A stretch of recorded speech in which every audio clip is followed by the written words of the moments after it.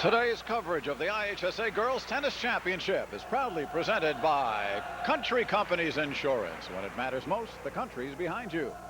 And by Pepsi, nothing else is a Pepsi. From the Heritage Tennis Club in Arlington Heights, Sports Channel presents the Illinois High School Association Girls State Tennis Doubles and Singles Championships.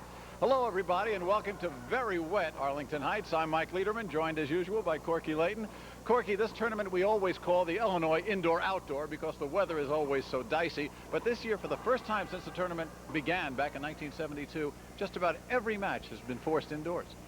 Yes, Mike, it's been really a wild scene. People going from one end of Chicago to another, playing indoors, running around with their coaches and their parents, trying to stuff food in their mouth. It's really been a wild experience, Mike. As they say, it's been called carpool hell. Meanwhile, everybody is here. The finalists are here. We're going to bring you the doubles first, and we feature a team from West Aurora, the defending champions, Natalie and Stephanie Matko. They are 15-year-old sophomores. They are undefeated this year, and they will be going against a team that is very much out to dethrone them.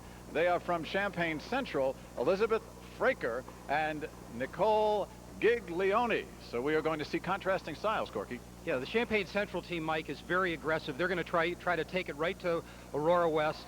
The girls from Aurora West, the Matko twins, have the experience. I think that's going in their favor, but this is going to be their first really tough test. Well, we will bring you that test in just a minute. Our action continues right after this.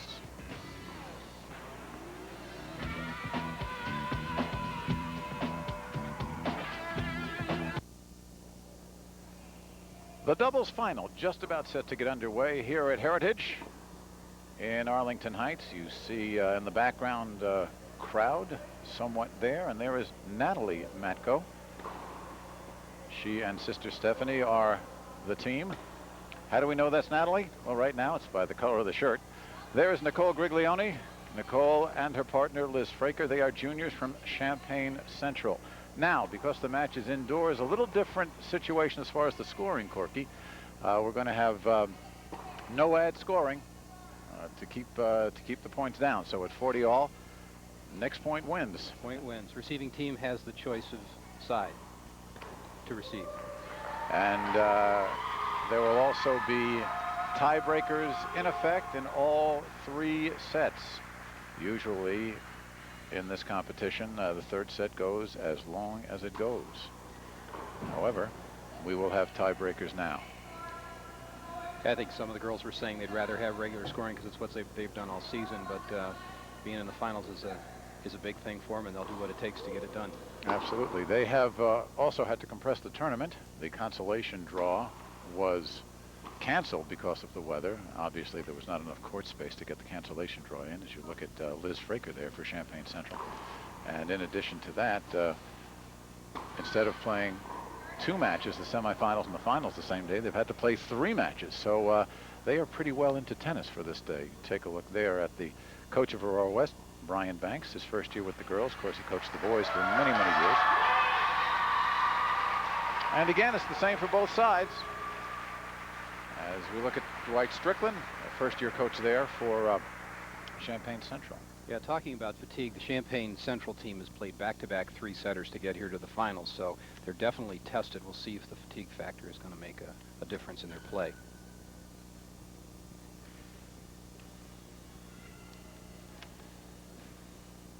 Looks like everybody's getting ready.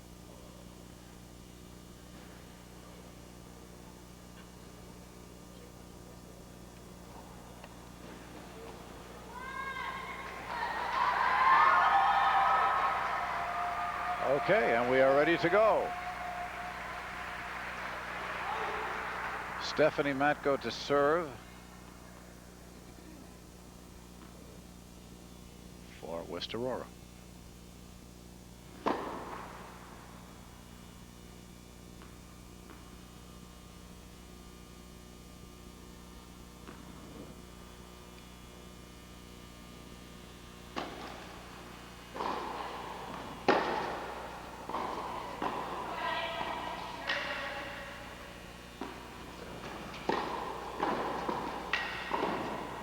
Fraker. There's that attacking team again. Champaign Central both at the net. Aurora West caught one up, one back. Stephanie trying to get this ball by him. And this one's away. So 15 love here with Stephanie now to serve to Nicole Griglione.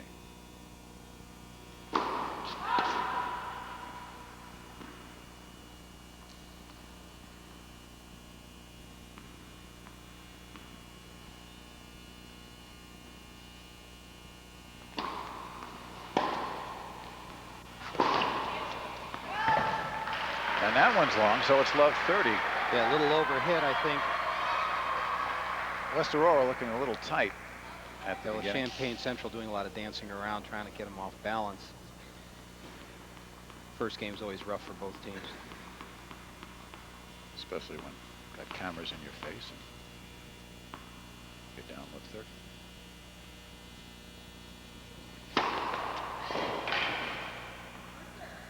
She's still swinging out of her serve. It's a matter of shaking off the jitters.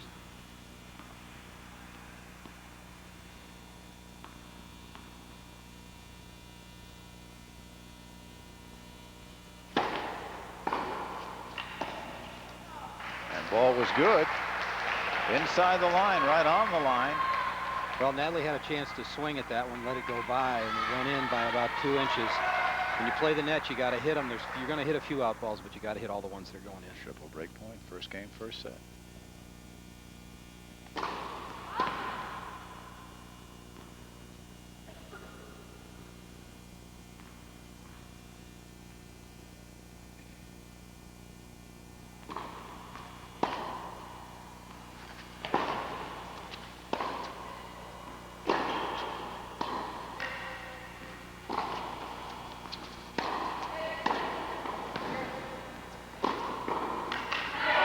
Outstanding point. Fraker right into the net. Standing an inch away. And right away, Champaign Central breaks to go up 1-love. And they will be talking to their coach. Meanwhile, we'll show you how both these teams got here. And the answer is with considerably little difficulty. You can see straight sets. As a matter of fact, the Matcos haven't lost a set all year, and they defeated the Martin twins. That was an interesting match to try to figure out who was who. The Martins from Barrington, 2-2. Before that, as you can see, love earlier on. As we take a look, though, on the other side, Champaign Central, they had a couple of tough matches in the quarters and the semis, both 3 sets, and they had to come back against Coulter and Williams, 2-6, 6-3, 6-4, and then against New Trier, they double faulted away the second set, came back to win that third 6-love. So Liz Fraker, Nicole Griglione now have the first break. They lead it. Yeah, they were definitely tested. We'll see now how long they can hold out playing this way. As long as the Matcos aren't going to lob and Champaign stays right on top of the net, they're going to stay in control of this match. In doubles, usually the more aggressive team is the one that controls. Well, right now they're only missing a couple of tennis balls, maybe 3. And nothing's going to happen until we find them. So here is Nicole Griglione to serve. Big serve.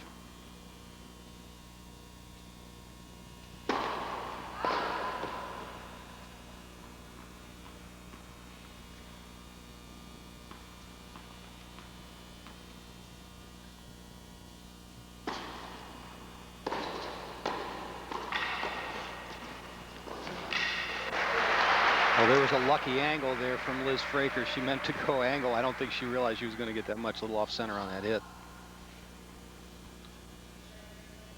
Central continues pitching the shutout. They've scored the first 5 points of this match.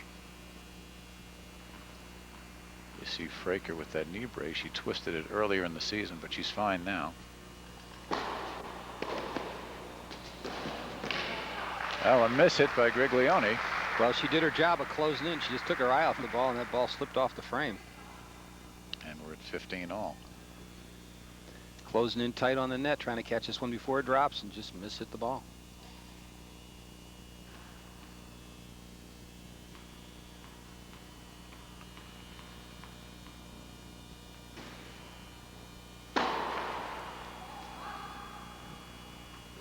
That's a big serve. Hit the ball through the net and have it go out by 40 feet. Second serve for Nicole.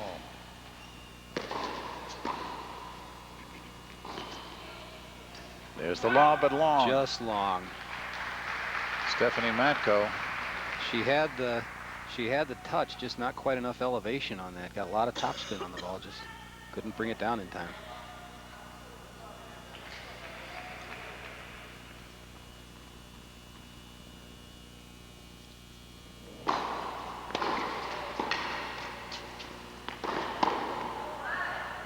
Well, Natalie Matko played that point extremely well from the return of serve to the backhand ground stroke.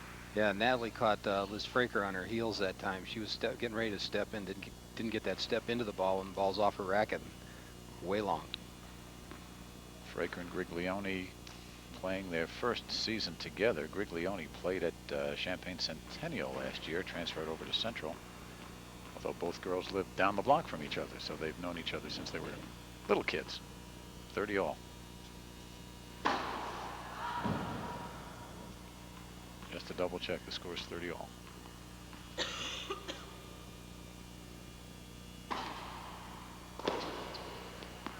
Miss hit return. There's a second serve. A lot of spin on that ball. Popped up. Stephanie couldn't get around on it.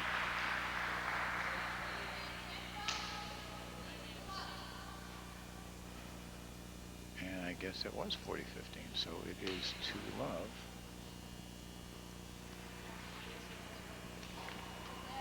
To love.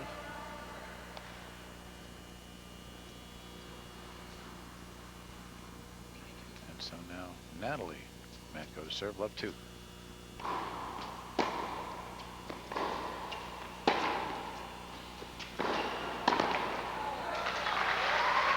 Just tried to cut that one a little too close.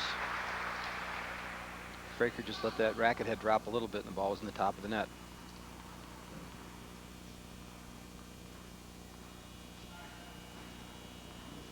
One of the lines people call time.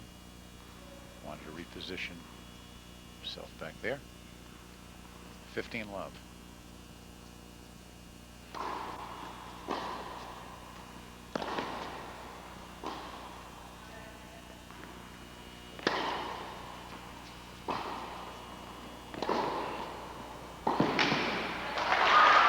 Well, the last 2 points have really been the tenor of this match, it seems, Corky, because you can see that the Matkos want to play a lot of balls, want to hit a lot of ground strokes, and here you want to see Champaign Central trying to be aggressive. And Griglione gets pulled a little too far off the court, loses her balance, and puts the ball in the net.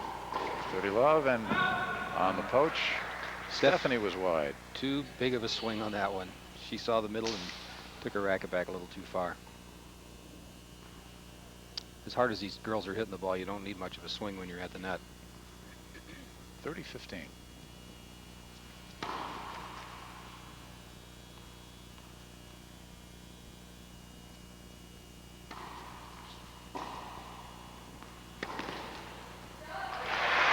That's a great angle. Very tough angle. I think it was called in. 40-15. Terrific cross court. Lots of spin. Just rips the back of this ball. Griglione can't get in on time. Ball goes right by her. Boom, so long. 40-15 now. 40-30. Once again, Fraker hitting out on the return. Yeah, nice depth on the return. Kept the ball really low. And again, they both attacked. It cuts down on the opportunities for the Aurora West team. 40-30.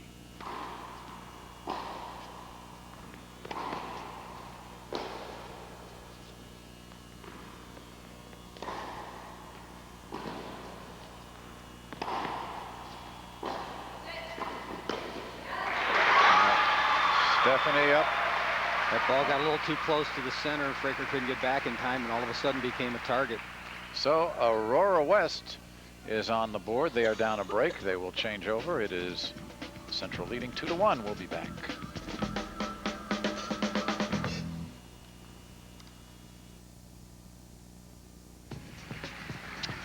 The broadcast rights for the Illinois High School Association Girls Tennis Championships have been granted to Sports Channel and Intersport Television by the Illinois High School Association. Any unauthorized reproduction or rebroadcast of this event is prohibited.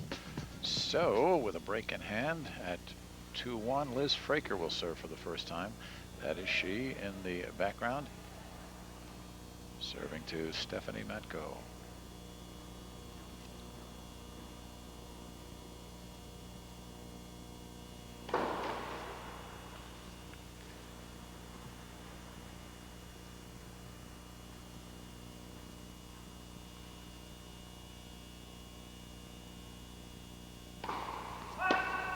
First double fault of the match. Service motion is a little stiff. She might still be a little bit nervous. Served well in the semifinal match, but Liz Fraker doesn't have the big serve that Nicole Griglione has.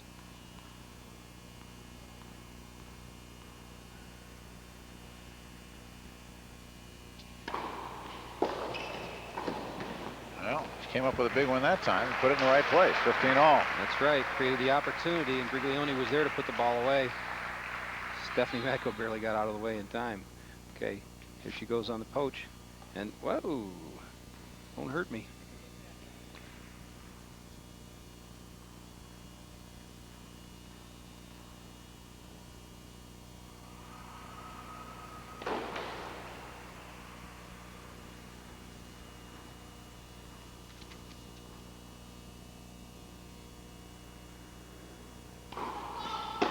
And they call a foot fault on Fraker. So that is her second double fault of this game. Yeah, it wasn't called that often in the semifinals, but she did the same thing on several second serves. I think she knows she wants to get to the net. She's hurrying a little bit. Got her foot over that line before she hit the ball. They do a lot of talking too. Again, they haven't known each other quite as long as the Matko twins, but they have played a lot of competitive tennis outside the high school level. Well, this is their first year as a team for Champaign Central. 15-30.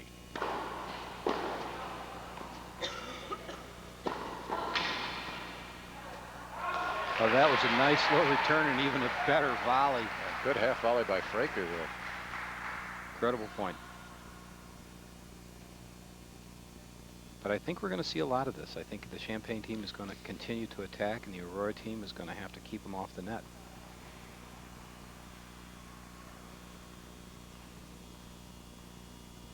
That was Stephanie Matko. Ready to receive. Well, as I said before, you've got to hit them if they're close. In doubles, you're going to hit a few out balls.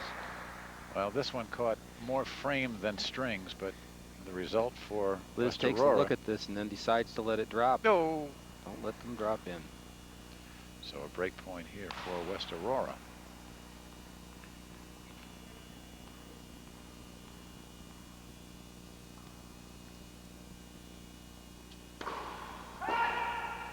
Just long.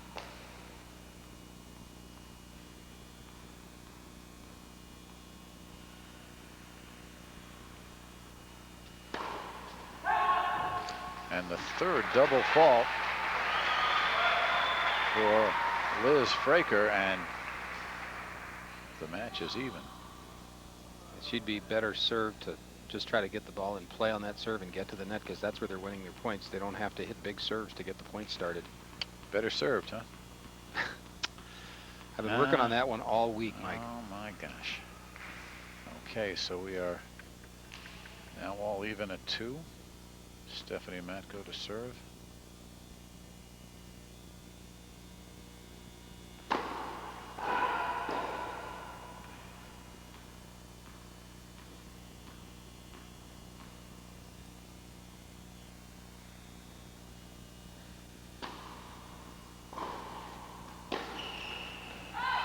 And that one climbed. Talk about climbing the net. Back and forth. Almost went over. Well, that was a nice deep second serve, lots of spin, but again, with Champaign attacking on every single opportunity, it's really putting a lot of pressure on the twins, on the Matko twins. Love 15.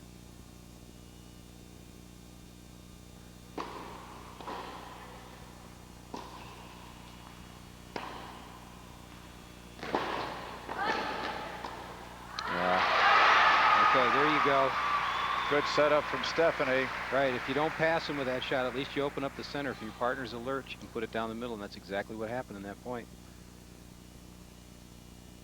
I'm just surprised that they don't use the lob more. They've tried once and missed once, and maybe they're a little shy of that lob. These ceilings aren't that low. They've got another 20 feet to work with.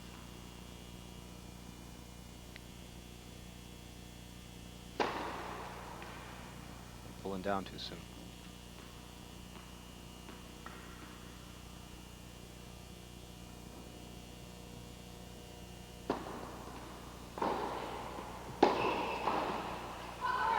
Griglione and Nicole right there.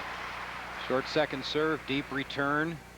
And Griglione was all over it. Here's that short second serve. Fraker attacks it, and then Griglione's all over the volley. No chance for Natalie on that one.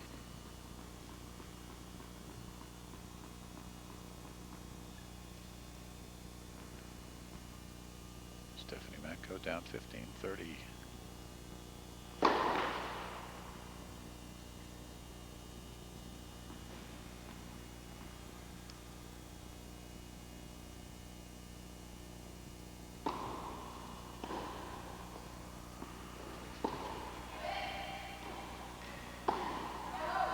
And Natalie has the answer. You cannot push the ball against the Matkos. If you give them a chance to set up on a ground stroke, the point will end right there. They are not afraid to hit the ball. Here it is, just sits up and bang, it's gone. Too much court, too much time. And much 30 power. all. Yeah. Twins are very obviously conditioned to each other, play their positions, know what the other one's doing. There's a big serve from Stephanie Matko. Wow. She's had a little trouble with her rhythm there. That toss is awfully high. If she was outside, the wind might give her some problems, but that was a big serve. First of the match. Here it is, smack. No chance. That ball's gone. Clean ace.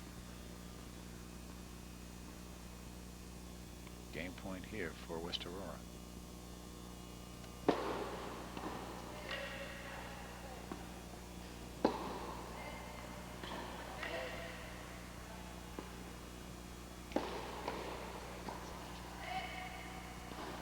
Just in. And not there. Fell away from that one. She was in position to hit it, but she didn't step into it. All right, so now we have our first sudden death point here. Okay, No Griglione's ad going point. to take the return. It is the receiver's choice, so it'll be Stephanie Matko to Griglione on the backhand on the ad side. You notice the fingernail polish on this? Oh, we'll get to that.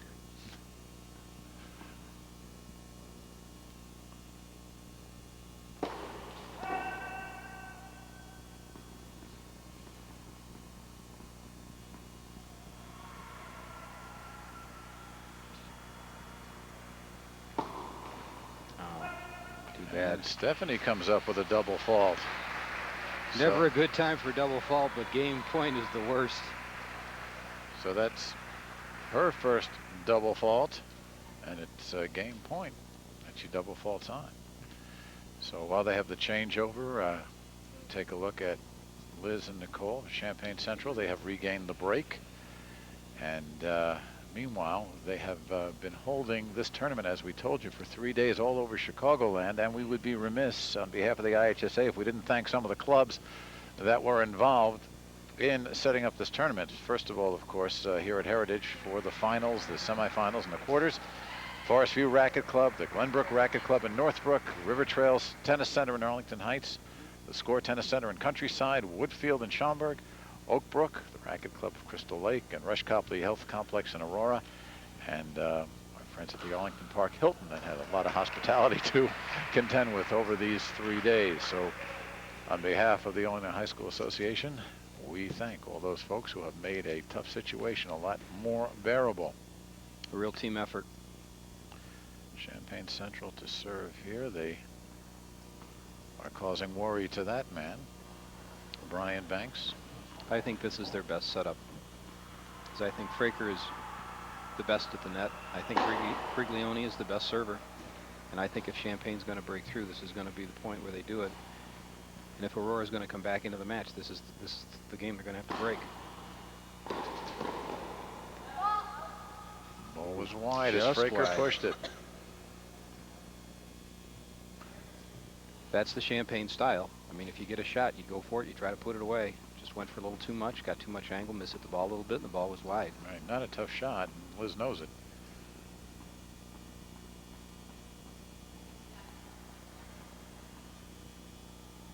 Fraker signals to Griglione how she's going to play this. Notice the Matcos don't do much, if any, signaling. A lot more on the central side. Try to pick up the signals from the net player in a minute. Oh, that's Super a great return right at her feet.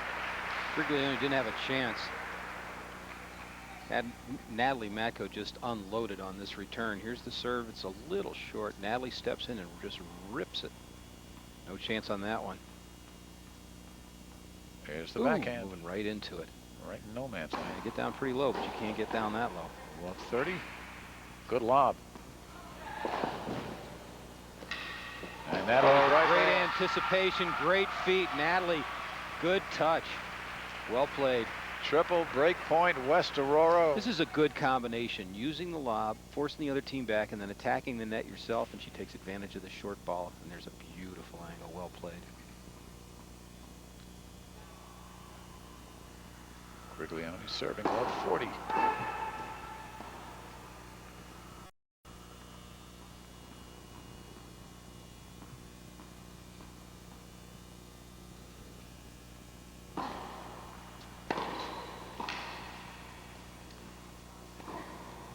There's that lob again. Oh, and this time it's in. Right on the line. Lots of topspin, brought that thing down in a hurry. No chance for that ball. Hit it in the air, or wave goodbye. So Here she goes, I'm and sorry, it's gone. Yeah, right. In by 3/4 of an inch anyhow. You see Griglione trying to call it out, but the line's person right there. And a love game for the break. We'll see if this changes anything. Back on serve now.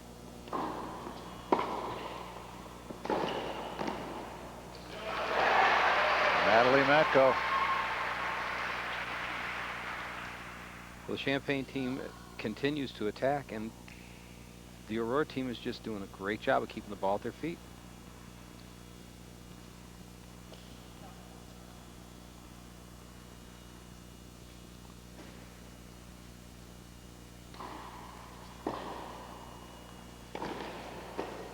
Once again. Oh, that's lazy feet.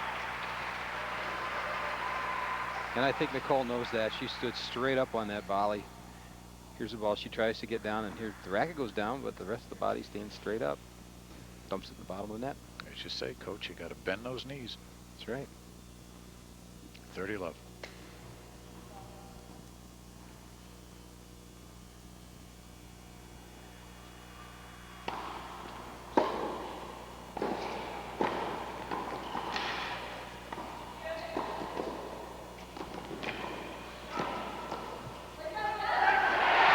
Amazing tennis. Great reflexes on both sides of the net that time. Champaign 2 or 3 times had a chance to put the ball away. Great reflexes by Stephanie Matco at the net. She's all just racket on every ball, and that one sails. It's 40 love.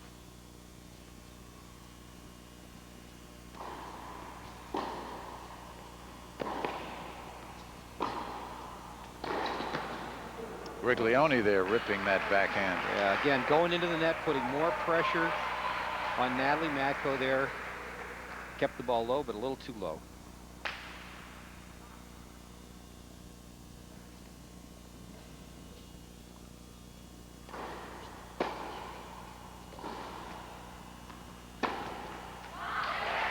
And the game to West Aurora. I don't know what Fraker was trying to do with that ball. I think she should have kept one more in play before they got in. Well, the Blackhawk fans are cheering as the teams are on serve now. Meanwhile, there you see the crowd. Tomorrow night, the Blackhawks head north of the border to face off with the Montreal Canadiens. The Hawks hope that Tony Amonte and company can get the offense kick-started against the feisty Habitants. How about that, Cork? That's great. First puck drops at 6:30. Pre-game at 6 tomorrow, exclusively right here on the Sports Channel. The Blackhawks starting to get a little momentum now and getting into the season. And speaking of momentum, this has swung back and forth in this first set. We are on serve. right? Yeah. With Central to serve at 3-4. Now, Fraker had a lot of trouble with her serve in the last game. Last time she served. We'll see if she's pulled it together here. She's got to get a first serve in and get the point started. Get her team back on track. Yeah, with the 3 double faults in that first game. So Liz gets some encouragement from her teammate, doubles partner. And here we go, looking to hold.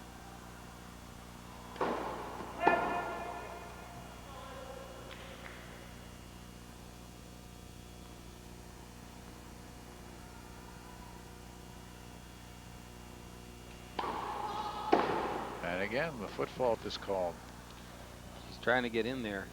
She's got to keep the ball in the court and her feet behind the line, get that ball in the air and give herself some time to get up. She's hitting the ball on such a low trajectory that she's got to be racing to the net. If she could put a little spin on the ball, get it up a little higher, she'd get in. But the key here is first serves. Huge psychological advantage to get that first serve in the court. And obviously this is a big game now for both sides. Fraker having trouble, shaky on her serve. If West Aurora breaks here, they just need to hold for the first set. Fraker at love 15.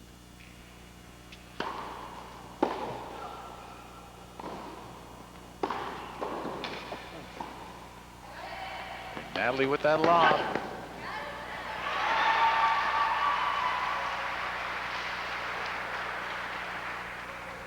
Boy, do they have a touch.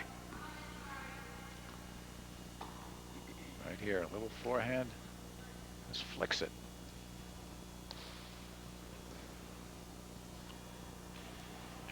And nothing Central can do about it. Well, they've got to attack it because that's their style, and if they're going to stay in their style, they're going to have to lose a few points that way, but it's tough to play against that kind of touch. Love 30 here against Fraker.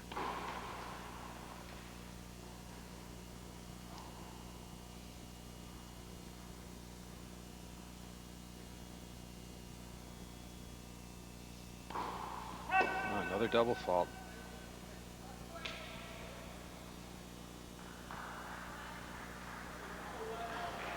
Number 5.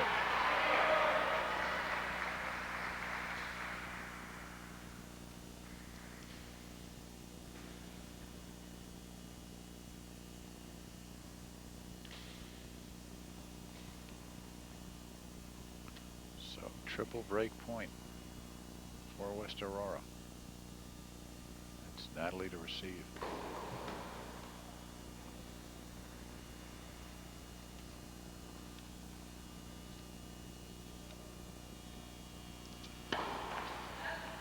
Fraker. And another double fault. Really having her problems. Not shy. She certainly didn't pull back on the serve, but pulled her head back.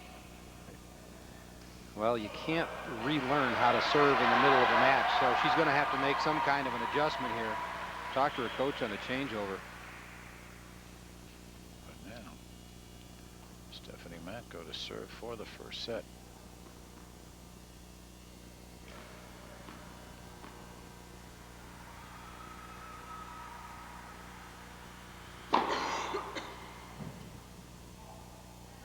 You know what? I think there's a hole in that net. Yeah, that's one Griglione put in it, I think. Right.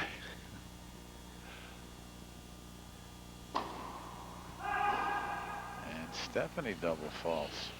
Well, good spin on that serve, not out by much. She's got good spin on the serve. She's got good hang time. If she wants to come into the net, she's got plenty of time to do it. Just a little long. It's her Great. second. Great double serve, though.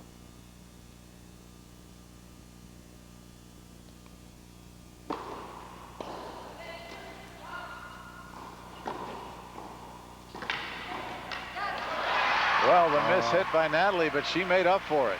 Yeah, great hands at the net.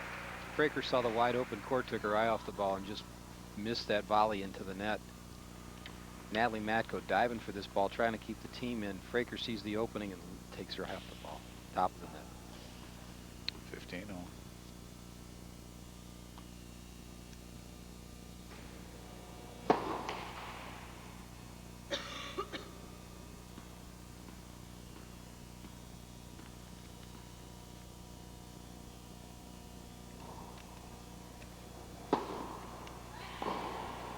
Penalty was called. Okay, pulling her head down a little too soon. Keep her head up to get the height.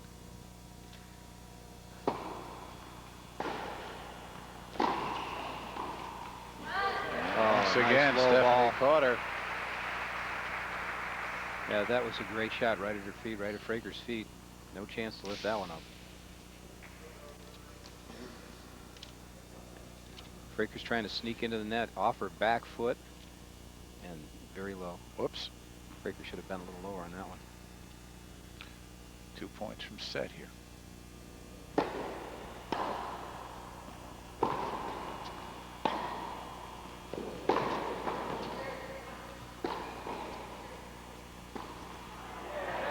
Right. Champagne regained control by staying on top of the net and getting closer with each shot. And because Stephanie Matko isn't going to lob on this shot, they just have to work on attacking, making sure their reflexes are sharp. And that ball goes in the net. She may have thought for a second of going over Griglione's head again. That indecision cost her. And there's the second ace. Another big ace. Fraker's going to have to stand in that alley to take that serve away from Stephanie, because if it's open, she's going to go for it. She's got confidence in that shot. 2 aces, both to the deuce court in this first set for Stephanie. Here is set point.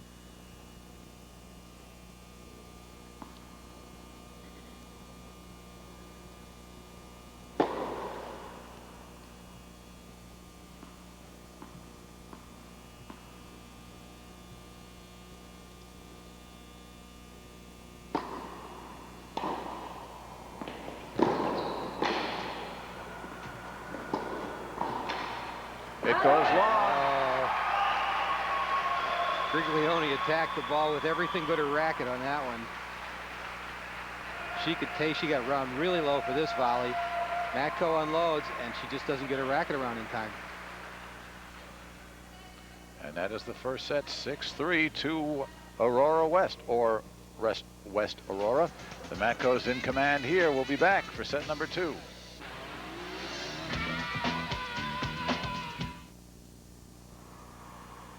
There you're looking at Stephanie Matko and sister Natalie Matko. They took the first set for West Aurora, 6-3. You see it there. And Champaign Central will serve with Griglione here. And whoops, show us what that says. No, oh, that's the Matko fan club right there. Later on in the singles, older sister Michelle is going to try for the championship as well. An incredible situation here that we'll talk more of later as Griglione faults on her first serve.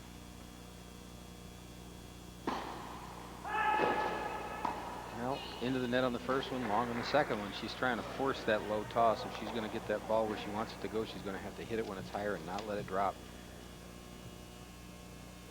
Again, I think the Champaign Central team knows that they have to get to the net and sometimes loses their focus on the other stuff they're doing. First double fault for Griglione. 7th for the team.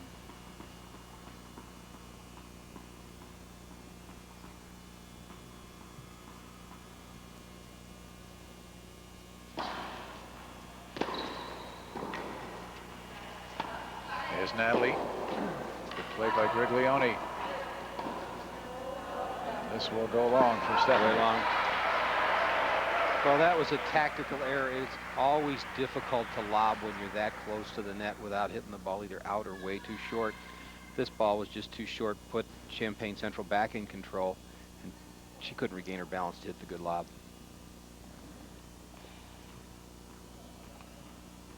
15 all, first game, second set. West Aurora won the first 6-3.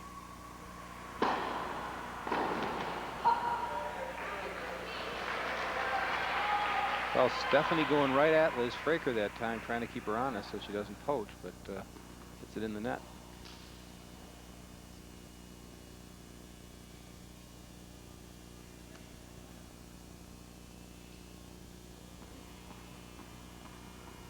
$30-15.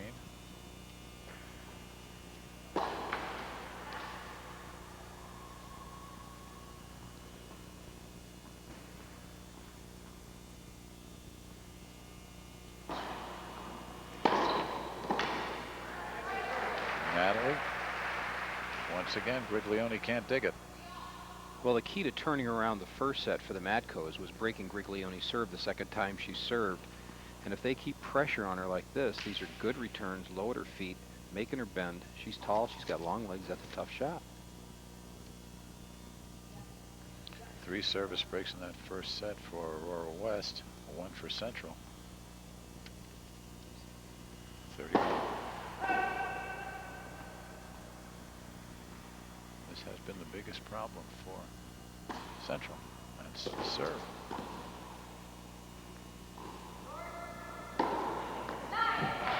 Okay, a little short on that. Lots of topspin, not enough elevation on that ball.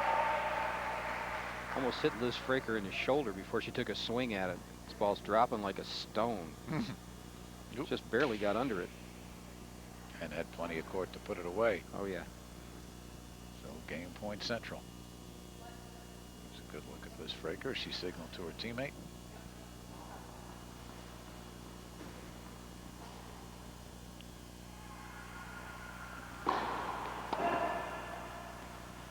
It's nice to have enough confidence in your partner serving that you can tell her where to hit it, when to hit it, and where you're gonna go.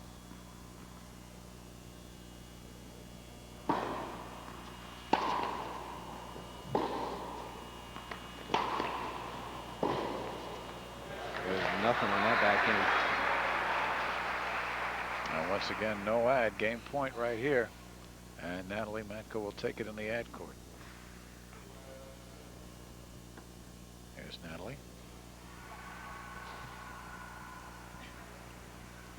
Again, we're playing the no ad system, so this will decide the game.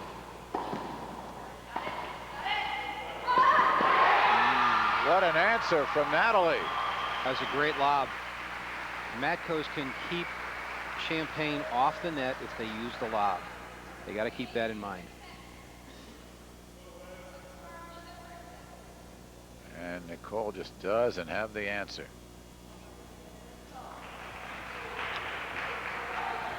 So, a break in the first game here by West Aurora. They already lead 1-0. And the world champion Chicago Bulls, yes, at last open the season right here this Friday against the revamped Boston Celtics. MJ and friends will be back and gunning for a 6th title. Coverage begins with the premiere of The Game Room at 6:30, followed by tip-off at 7. The Bulls on the Celtics. The NBA season is underway, and so is The Game Room with our old buddy Chet Kopic. Chet's back, ladies and gentlemen. Now we look forward to seeing him. And you take a look at the first serve percentage from both, especially Champaign Central, not where you want to be.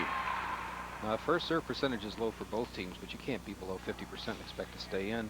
6 double faults. And they've added a 7th one here in the second set. Stephanie Matko. There it is again. Boy, I tell you, if Stephanie sees that opening, she goes for it, and Fraker's giving it to her for the 3rd time now.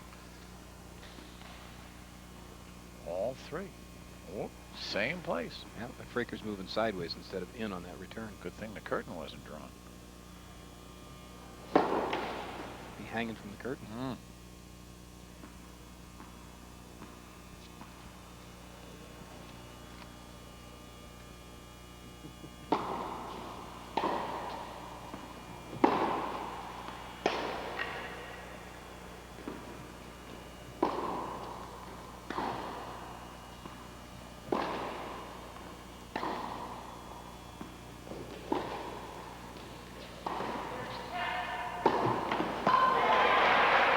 Stephanie missed on the backhand.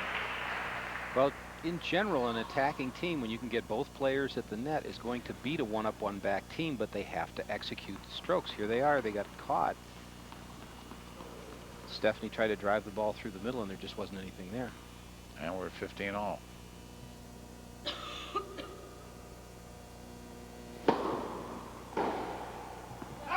Well, there's the wide serve. Didn't pull her completely off the court, but Fraker couldn't get a racket on it square, and the ball sailed. Fraker's doing a lot of thinking between the problems in returning Stephanie's serve and her problems serving. She needs a quick turnaround to get this team back in it.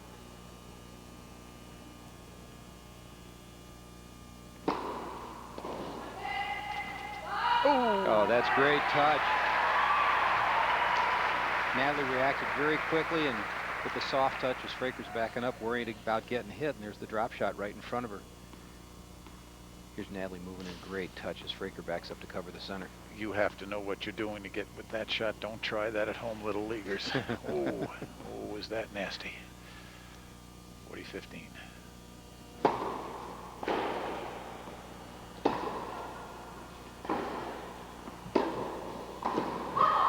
And the easy put away. There's Central. Nicole Griglione. That's the way to attack. This is classic attack. Moving in, hitting to the open court. Stephanie's moving back to the middle, doesn't have a chance to get back for this ball. That was set up by some nice deep ground strokes, though. 40-30.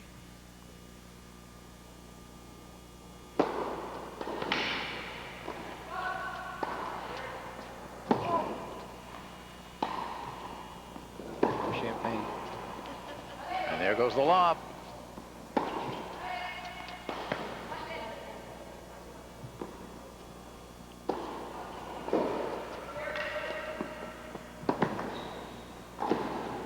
Good rally. There's two at the net against one up, one back. That's the reason you try to keep them off the net. Champaign Central played that point their way. Good up and back movement by both teams on that point. Switching around, trying to cover the ball. Here's Champaign on the attack, putting the ball away. Probably the best point that Central has played in this match. So once again, it's no ad. Game point will go to Griglione. Chance for Central to break back here and even the second set.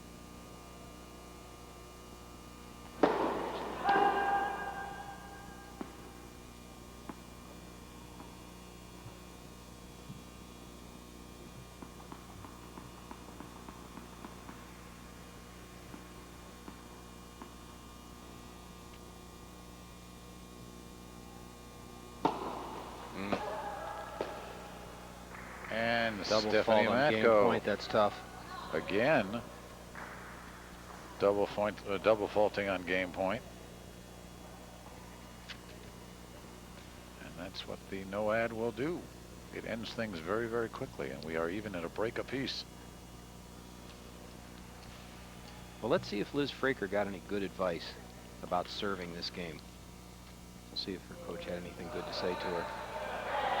All right, she's yet to hold serve in 2 tries. Way too many double faults. A couple of foot faults.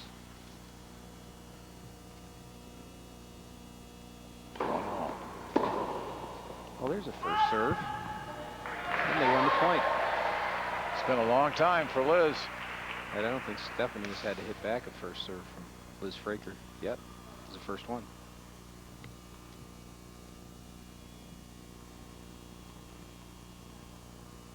Like the composure of both these teams. They, even though they're underclassmen, juniors for Central and sophomores for West, they really play together well. And another good first serve, deep. Movement causes errors. Griglione went for the poach. Natalie Matko tried to go down the line, just kept the ball a little too low, hit the top of the net. It's the right shot to go for, just got to get it over the net.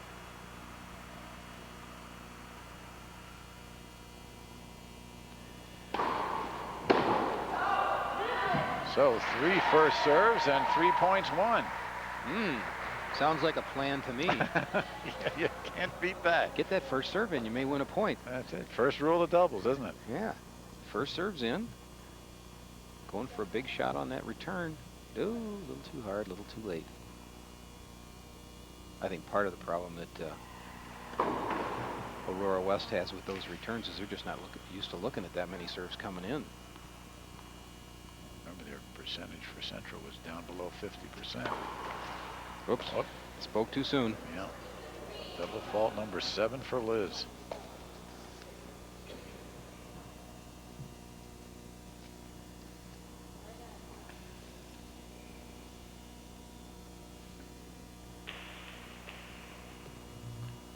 This is the Illinois State doubles final.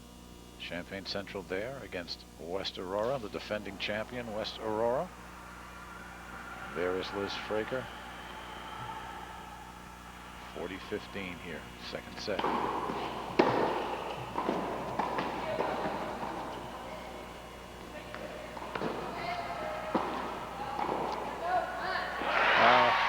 Tried to get back on the attack, just moved a little late. Covered the lob well.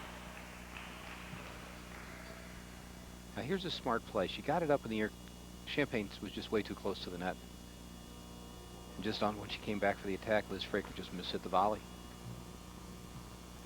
These are two doubles teams, I think, that move about as well as any we've seen. And this is the first real test for Aurora West. I mean, they haven't played against a team that's this aggressive.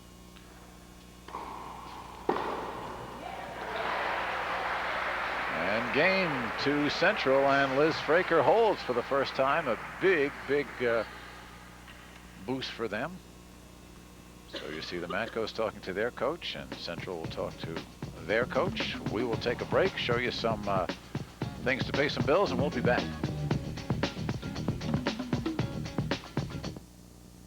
Well, here we are back with Corky Layton. I'm Mike Lederman. We hope you're enjoying this one. We are so close to the court, and we will go back to action right now. Here in set number 2 with Natalie Matko ready for second serve here at 1-2.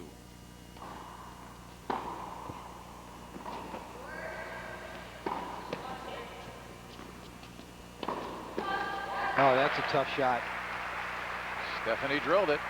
Falling away, lots of topspin though, put the ball right at Griglioni's feet. Good reach. I'm surprised Aurora didn't attack on this ball. And then Champagne attacks and gets beat.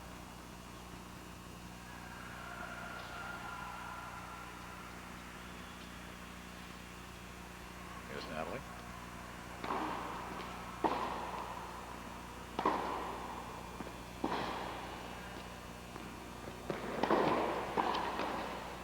Good play, Griglioni. You cannot blast the ball through two players that are so tight on the net. And again, I think that the Matcos just haven't seen a team that plays this way. They haven't been using a lot of lobs against anybody. They've won most of their matches playing from the baseline, just drilling cross-court ground strokes, and none of the teams they've played against have been strong enough volleyers to do anything about it. And they haven't lost a set all year, all season long. The last time they lost a set was to this team, and that was over the summer. Okay, good deep approach shot by Fraker. Little extra pressure. Natalie pulled up a little bit. 15-30. Here comes that deep return. Moving in. Just too much pressure. Quickly back to live action at 15-30. Off too short. That one's even shorter. Well, you got a good overhead and you can win some points with it. Puts a lot of extra pressure on your opponent. Liz Fraker proved it right there. Well, we told you these two teams did meet, not under high school conditions, but in the Western Close, the summer tournament. And the Twins won 7-5 in the tiebreaker of the third set. So you know they've been competitive with each other here. Double break point now for Fraker.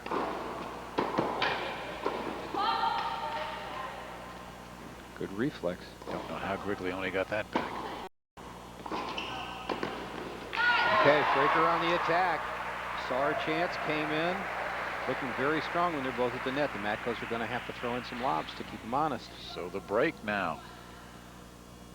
Show it to you here. This is classic. Here's Central Fraker. tennis. Nice deep shot. Moves in. Boom. Drives the volley straight ahead. Stephanie had no chance on that. And they go up a break. Does the team from Champaign Central. Griglioni to serve now at 3-1. West Aurora, the first set, 6-3.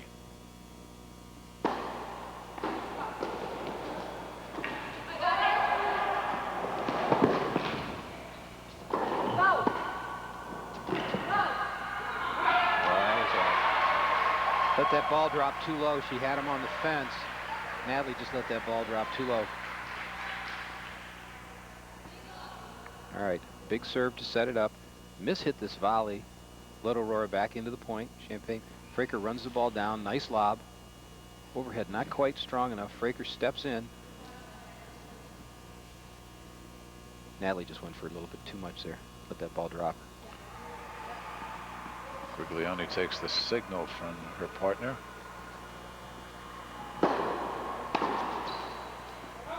Big serve. Oh, really leaned into that one. 30-love. And notice Corky Griglione does not have a particularly high toss. No, she was struggling with it in the first set. Now she's got a racket coming through a little quicker. Ball's not dropping so far. It's not high, but she's hitting it right away. Ball's dropping less than an inch. And it has been all Central the last 2 games. 40-love.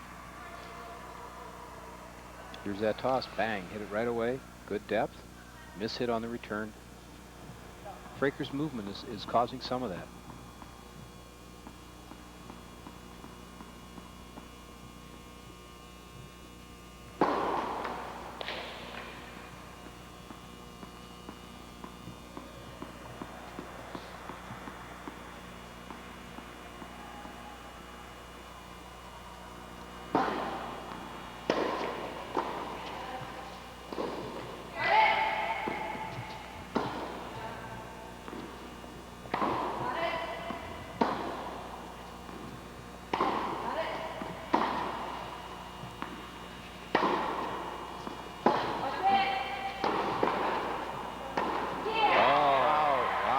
Fraker. Great hands by Liz Fraker. Well, you know that Natalie will always go around her forehand, take it on the backhand, and she just wallops this, and Fraker comes right back at her. Boom. Boom. No, just trying to make it too good. Well, Central now has taken 4 games in a row, and there they are. Liz and Nicole with Coach Dwight Strickland. Strickland, a tennis pro in the Champaign area, and is taking a graduate degree for his teaching certification. He's going to teach in the area. As we are not at Prospect High School as we intended to be, but here at the Heritage Tennis Club in Arlington Heights, a nice little crowd around, especially from Aurora, although some folks will come up from downstate to cheer for the Central team. We hope you're enjoying this one, because you're looking now at Stephanie Matko to serve down a break, up a set, looking for a return to the championship. They are the defending champs. And once again, Natalie with a problem.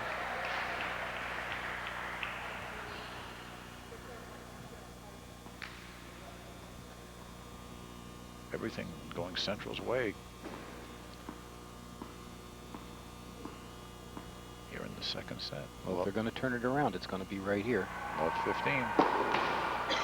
Stephanie's got the big serve. Natalie's got to do her job at the net. And another double fault for Stephanie. That hurts.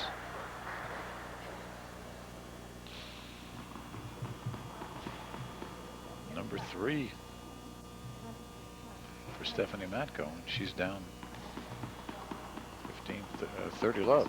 Love 30.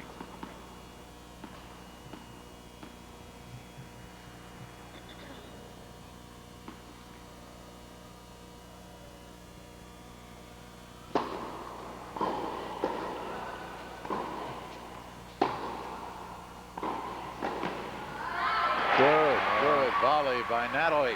Great volley. Good driving, ground strokes, nice depth by Stephanie, and Natalie was all over that ball as soon as she got her chance. Just driving the ball deep, trying to keep it deep. Natalie's alert, poaches on the ball in the middle, puts it away. Big opening in the middle. Griglione didn't even see it coming. There's the poach, and you don't see that much from either one of these teams. But it was there, so it's still 15-30. Central with a big chance here.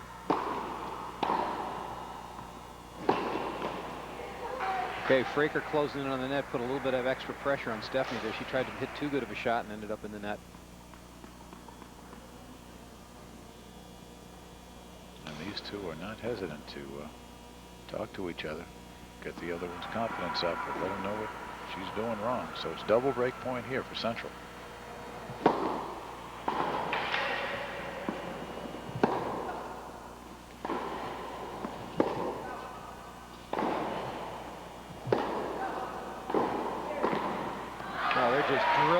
downstrokes back and forth. Natalie all over that volley as soon as she got her chance. Well, she was going for that ace to the forehand side, but this time Fraker brought it back in play, yeah. And then Stephanie was happy to unload on the ball until Natalie got her chance. Break point number 2.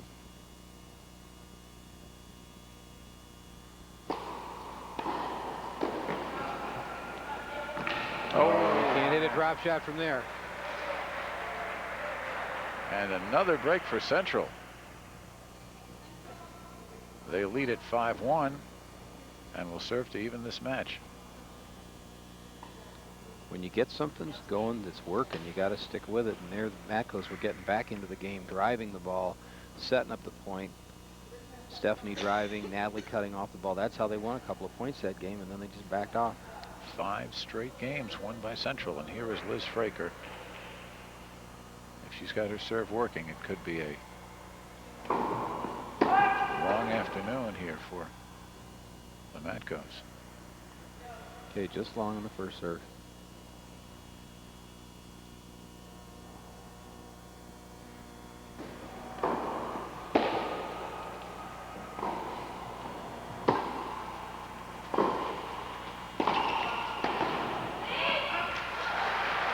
Fraker is long on the forehand volley. Did a good job of closing in on the ball, but again, hit the ball a little late, lunged at it instead of stepping in.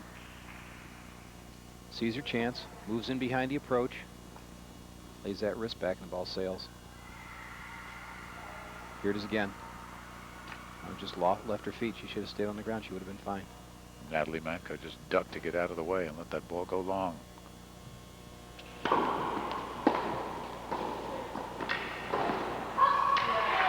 Second one for sure. All right, Griglione poached that time really good anticipation, got the shot she wanted. Took her 2 shots to put this ball away. Good deep serve, early poach, but she's standing there waiting for that ball to come back. It was the second one away.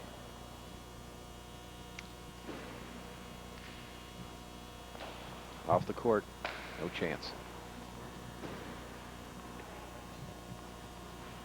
And again, that look from Fraker was for the signal from her partner. At 15 all. A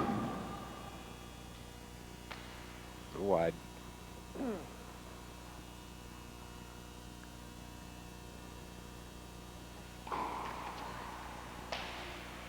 She's got to get the ball in play. I think she got some good advice. She served well the last game. All of a sudden, she's trying to do too much with that serve, and now it's put her in a little bit of a hole here. See if she can dig herself out. Double fault number 8 for Liz.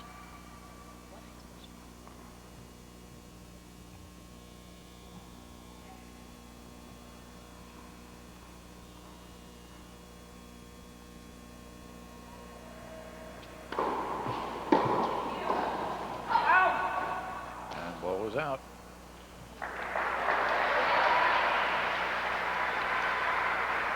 So a double breaker here for West Aurora. Oh, good aggressive play from Griglione here. Just hit the ball. Too big of a swing on this shot. Ball sailed wide, just barely, but it was wide. And even if it weren't, you weren't going to correct the linesman. So Art Layton, Corky's dad, making that call. What was that? Fell asleep at the net.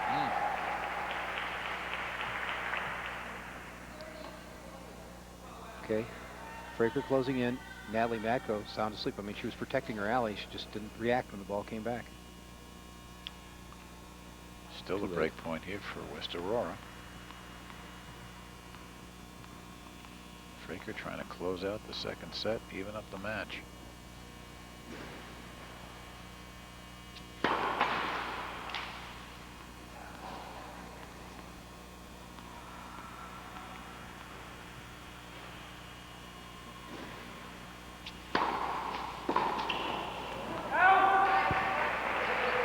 She's brought it to the no-ad. Game point. Okay, they're talking it over. We're going to see who takes this one. This is a nice serve. Pinches Natalie a little bit, and she pulls it wide, trying to get it down. Natalie Matko will take the game point here at the ad side.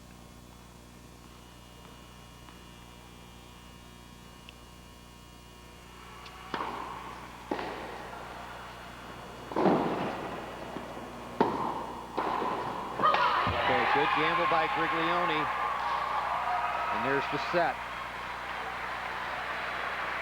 Well, just like that, this match turns around in this second set. Good hustle by Fraker there to run that down. Matko steps into this ball. Griglione gambles and puts the ball away in the open court. 6 straight games for Central after an opening break, so they have leveled the match. It'll all come down to a third set. We will bring that to you right after this.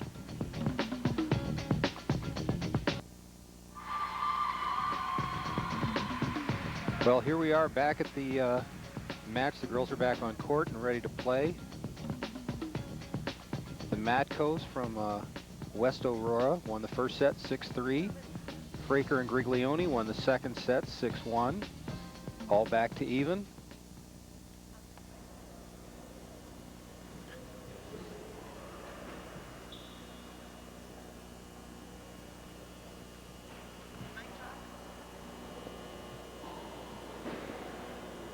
As we get ready for set number 3, take a look at the difference in serving, how it's picked up for both sides. But even though West Aurora had a better percentage, Champaign raised theirs higher and certainly did a lot more with it. Notice they cut down the number of errors as well. Double faults are way down. Broke 3 times. Played much more aggressively. I think they got back on track with their own game style and forced West Aurora out of their plan. So here it is for everything. Stephanie Matko to serve. First game, third set. She's long on the forehand. Little off her back foot again. That's attacking style of Champaign. Coming in, keeping the pressure on anybody at the baseline. Good depth here. Stephanie falls away from the ball. The ball just sails on her. So love 15.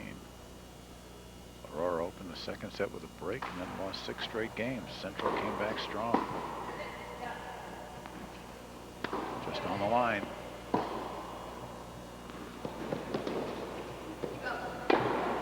Well, there's that lob. Too much topspin and not enough height. Above 30. And right away, Central is coming on strong again. Okay, good depth. Attacking. Ball just didn't get going. Good overhead by Liz Fraker.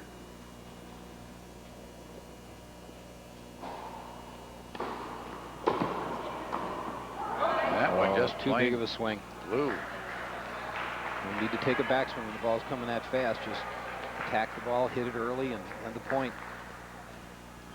Natalie just plain unhappy with herself here. This ball just sits up and no footwork and lots of swing. Ball sails long. So a triple break point to open the third set for Central.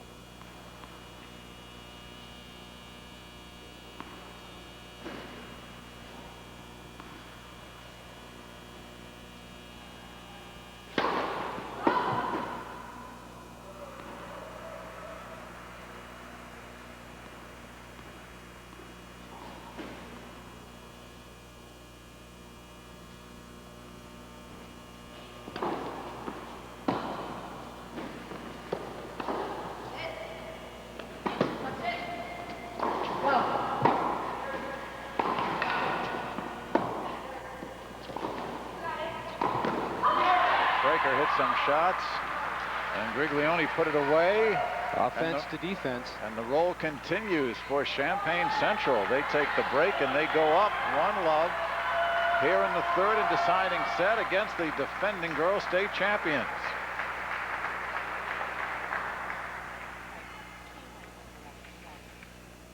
And there they are. They have command of this match. Meanwhile, Coach Brian Banks talking to the Twins, trying to get them back on keel. Meanwhile, tomorrow night, the Blackhawks head north of the border to face off with the Montreal Canadiens. Hawks hope that Tony Amati and company can get the offense going against the Canadiens. First puck drop at 6:30. Pregame at 6 tomorrow, right here on Sports Channel. And right here on Sports Channel, you may see a changing of the guard. The Matko Twins, I'm sorry, the Matko Twins, the defending champions, won last year as freshmen. They are sophomores against a first-year team of very experienced players right there from Champaign Central. Nicole Griglione, Liz Fraker, who lead, have the break. One love.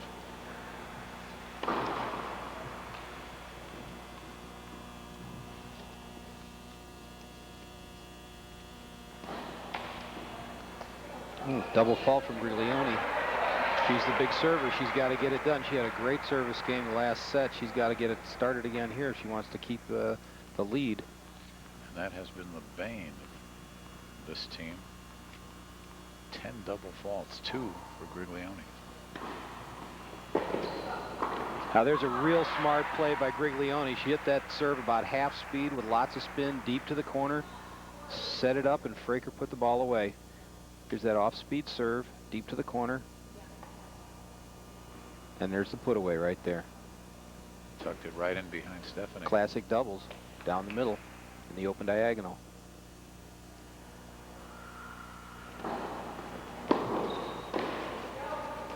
What a dig by Griglione. Really got down low on that volley. I think she wants it a little bit more right now than she did earlier. She's really going after everything. This is a good return. Very low. Griglione gets down. A little bit of spin on the ball. Stephanie just can't dig it up. Well, I think she had to come in for Palatine to get that one. She was so deep. Dropped in front. 30-15. All right. Big serve from Griglione. A little bit of a miss hit on that return. Sailed wide. Well, look at the Twins' body language. It really has changed. Well, this is the first time they've had to play against a team like this whole tournament. Beginning of the match, they had things their own way, got into a lot of deep ground stroke rallies. Champaign Central team made a lot of mistakes. Call was fault.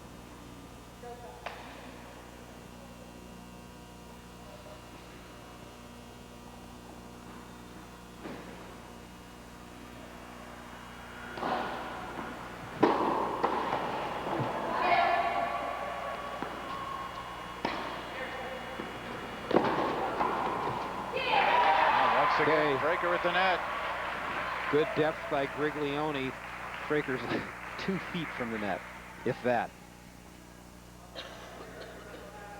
Here's that deep shot coming in as a team. Fraker is just right on top of the net. There's no chance for Natalie to react to that ball at all.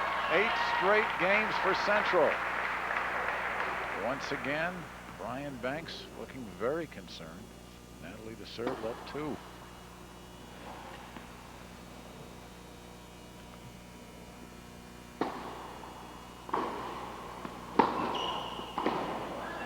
We're going for a little bit too much there. Didn't have to be perfect. Fraker did the right thing. Deep return, get to the net. Missed the volley. Got to make those. See if this gets West Aurora back on track here. Last year in the finals, as freshmen, the Matco twins were able to get into some long ground stroke exchanges against another aggressive team, that time from New Trier, and turned the match around. Let's see what happens here. Double fault against Natalie. That is her first. 4th for the team. So we're 15 all.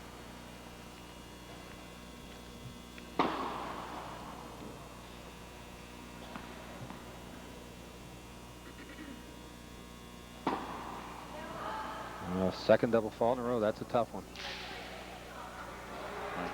Let's see if she can put this first serve in play. You know, you gotta break the momentum somehow, even if she hits a second serve first. Well, the energy level is certainly very, very low for the Matco twins now. Meanwhile, the confidence of Central is growing with every point. And the bane of indoor tennis, no matter the level, is always the same. If that ball goes under the curtain, everything stops. There we go. Luckily, that's why we have 3 balls here. Yeah. And a lot of people running behind the curtains trying to figure out where they went. Right. I know that never happens when a lot of folks play, but remember, this is the championship. There you go. Okay. Can't play without the line judge either. All right. 15-30.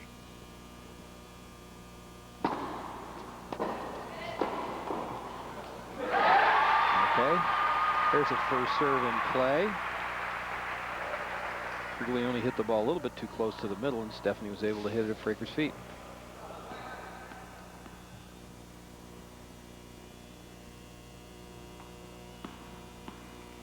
Serving 30 all.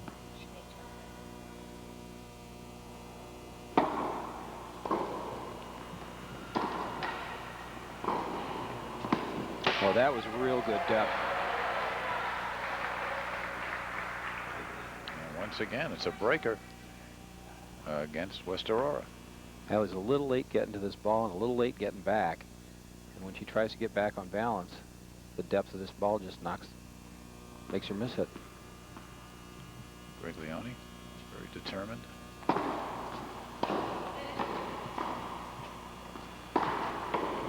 And there it is. Oh yeah, close to the net. You don't have to hit it perfect to win the point. 9 straight games won by Central. They lead at 3-love. Here's the last point. Good depth on this one. Natalie trying to go down the alley. Liz is there, sticks her racket out. That's all it takes. And Natalie very upset, as is her twin. Meanwhile, this team is in control. We told you 9 straight games. They lead at 3-love final set. For the only full half hour dedicated to the high school athlete, check out Schoolyard Jam every month, only on Sports Channel. Mike Liederman, Corky Layton, Jim Corno Jr. and our Sports Channel crew. And again, a reminder to tune in to Schoolyard Jam. Here we are in Arlington Heights. If you've been following the tournament, we've told you, it's been taken indoors. It's been reined in. Well, I think up to now the Matcos have been able to win matches, not making mistakes. I think if they're going to get back into this match, you're going to have to take a few chances, and this is where they've got to start. That's a good point. Very good point. They play very consistently, but this team is very, very aggressive. Well, there's aggressiveness. Natalie Matco going for that ball down the middle, put it away. Hitting all out here. This ball, Liz hits off her back foot. Boom. There's Natalie down the middle. The ball's got to be more cross quarter. It's going to get put away every time. Fraker and Griglione, again undefeated, 32-0 this year, have not lost since the West Aurora team beat them last summer. And a good, strong serve from Fraker. Good serve, coached by Griglione. Anytime you move around at the net, it makes your opponent think a little bit about where they're going to hit the ball, and that's enough to have them miss-hit the ball.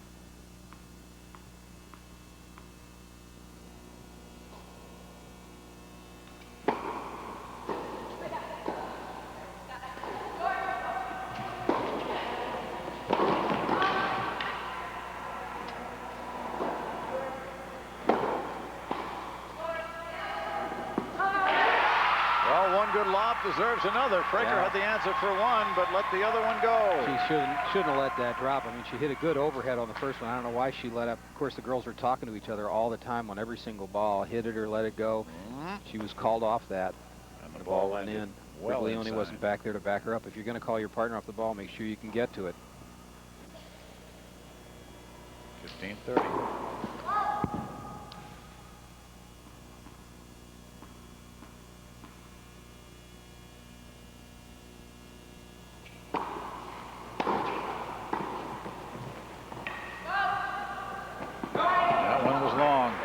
That's a tough shot. That's awful short to be trying to hit a lob. Griglione is so tall, she's got to get it up there really high, and then it just sailed long, went about 2 feet long. Here goes that ball over their heads, and this one's out. When you're in that close and you got a low ball, best thing is just drive it down the middle and live with what happens.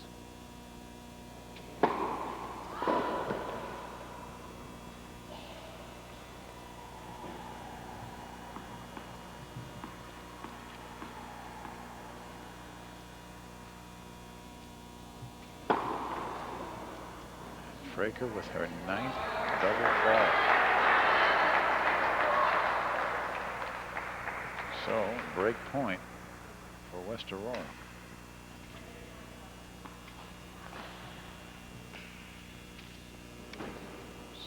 Natalie Matko can get the return here and get her team back in this. Well, again, this is the game where they got to do it. They can't let them go 4 in a row here.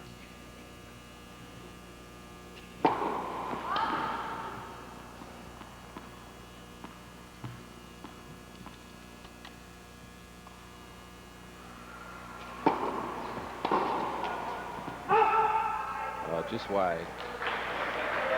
Good idea. This Fraker hit a fairly short second serve. Natalie Matko stepped into that ball, just pulled it a bit wide. And with the no ad, we'll see who'll take this one. It has been Natalie so far. This time it's going to be Stephanie. Who just lifted this one just a bit too much, was out by about 1.5 inches. Okay, this time Stephanie's going to take it. Still have a chance here. Game point, break point, all in one.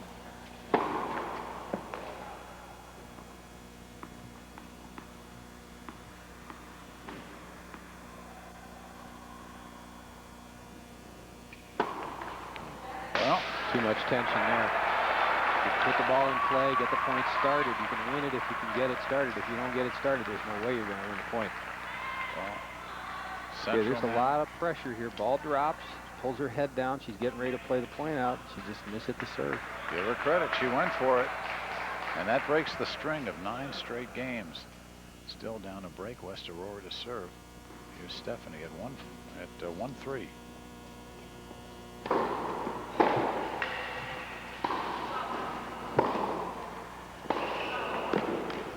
Oh, a fortunate let cord there for West Aurora.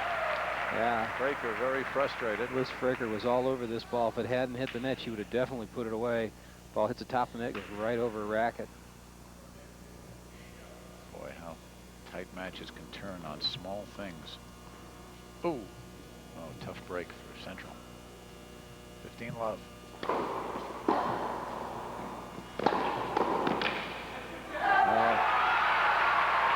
Nice depth on the serve. Fraker's closing in tight, wasn't quite ready to hit the ball. Stephanie drilled that backhand down the line. Barely got her racket on it, but couldn't keep it in the court. Matko seemed to be hitting the ball with a lot more authority the last couple of games. Right, this is what they've got to do. This is their style of play. They have to hit out on everything. They can't just try to play cat and mouse with an attacking team. And Natalie has to make those. She's had those problems on the sitters. She had about feet to hit that ball into and tried to go for 1.5 inches. 30-15. Stephanie Matko serving to Griglione. Great depth on the serve. That ball long. Griglione tried to do a little bit too much. That was a tough serve. She tried to hit it real deep and just long. And if that serve got the line, it got the very, very back edge of it.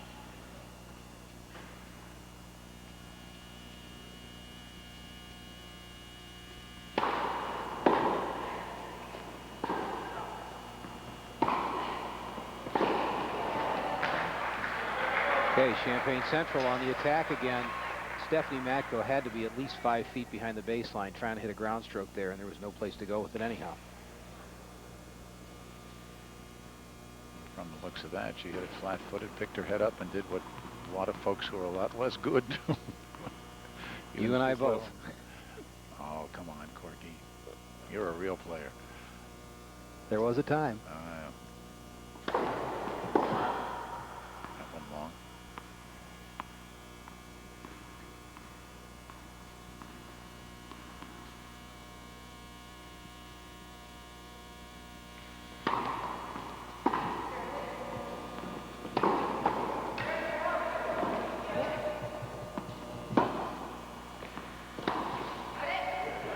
What a lob. What a lob, Stephanie. Great lob. Griglione saw the ball was going up in the air, but she took this ball travels about 10 feet before she takes her first step. If she's going to run it down, she's going to have to go right away. There's nobody in this building that can jump that high. Outstanding shot. The crowd from West Aurora starts to give a little bit of encouragement here as their team has come back after losing 9 straight games to win the last 2. They are still down a break. It is still Central over the defending champions 3-2 here in the 3rd set. Yeah, this has been a match.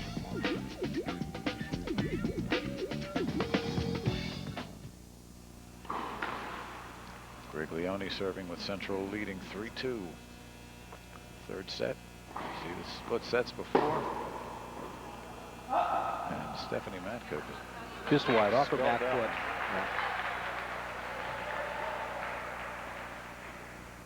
Yeah. Easy win for the Twins in the first set, comparatively easy, 6-3 with 3 breaks. They won the first game, breaking serve, and then lost the next 9. Central now losing a break, but still in command of this third and final set, trying to unseat the defending champions.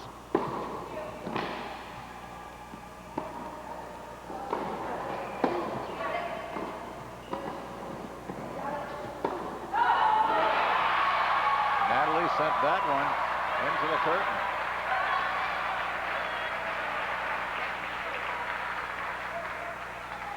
Again, Champaign on the attack. West Aurora 1 up, 1 back. Natalie trying to drill this ball through that wall, and it just wouldn't go in the court. Well, you wondered how we can tell the Twins apart. We have to give away our secret. That is Natalie. She's wearing the low socks. And sister Stephanie is wearing the high socks. So there you go. And there goes Fraker. She's wearing the knee brace. Meanwhile, that shot brings her team to 40 love. Ball down the middle. Fraker takes off in the open court. Natalie doesn't have a chance. Boy, when they poach selectively, but they've made the most of their chances.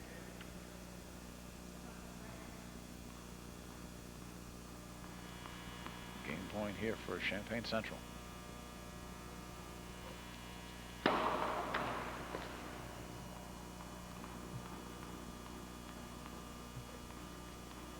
Long socks, short socks.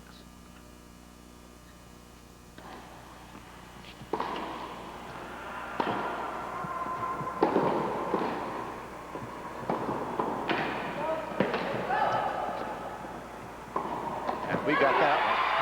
Right here. Right here. Nice catch, Mike. What hands? Got to tell you, it hit me in a sensitive area before I got my hands. And it's 4-2 right here. Okay, Natalie off the court going for this shot. Liz Fraker barely gets a racket on it. Stephanie back up in the air. And this is where table duck. Oh, no. Ouch. Right at Mike. Oh. 2-4.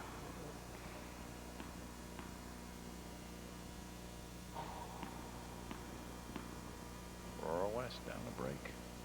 Have to hold here.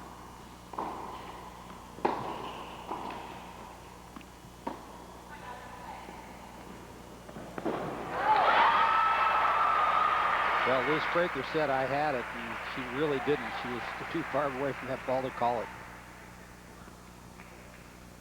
Another beautiful long. When you're an attacking team, you've got to be aware of the body language of your opponent. You could see Natalie soften up her body and get ready to lift that lob.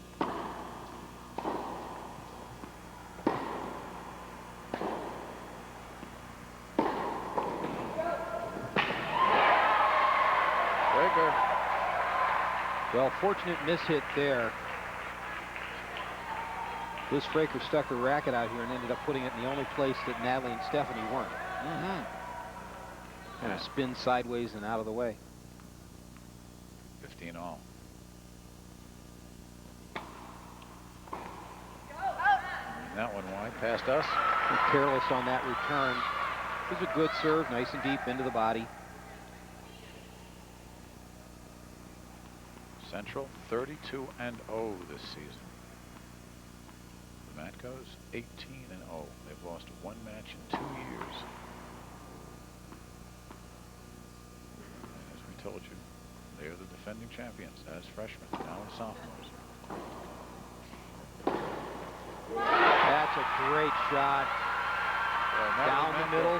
Loves that backhand. With authority. Given a choice, the Matco girls are going to hit out on everything they can. And look at this. Rip right down the middle, no chance. Took the lowest part of the net. A wise call. Look at that. Must have cleared it by at least a half an inch. Plenty of room. Well, Joy Dorr, the linesperson, was measuring the net in between sets. So we know it's right.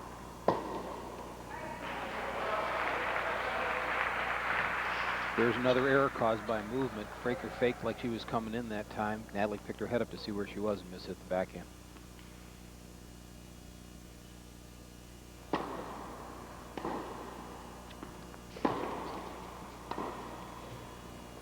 That was long.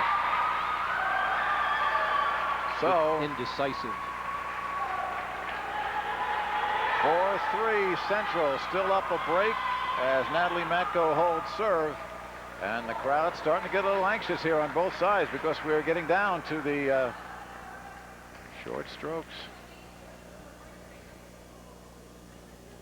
Well, I think the Matkos have got a little bit more energized. Their body language looks a lot more positive than it did after they were losing 9 games in a row. Central looked as though they were totally out of it the first set. They couldn't serve, especially for Liz. Fraker had a problem with 6 service double faults in the first set. But the second set, they kept their style. They stayed aggressive. They took charge of the net. And before you know it, they had ripped off 6 straight to win the set. And 3 more to go 3-love in the third. And I think as long as both teams stick with their style, the style that they've won with up to now, the style that they're comfortable with, this is going to stay a very exciting match. I don't think anybody can call it yet. Well, we know one thing. It will not be played out. It will go to a tiebreak if need be. Right now, though, Central up a break. Fraker to serve, and that has been an adventure. Nicole giving her encouragement to go to 5-3. The Matko twins have not been in this position in a long time.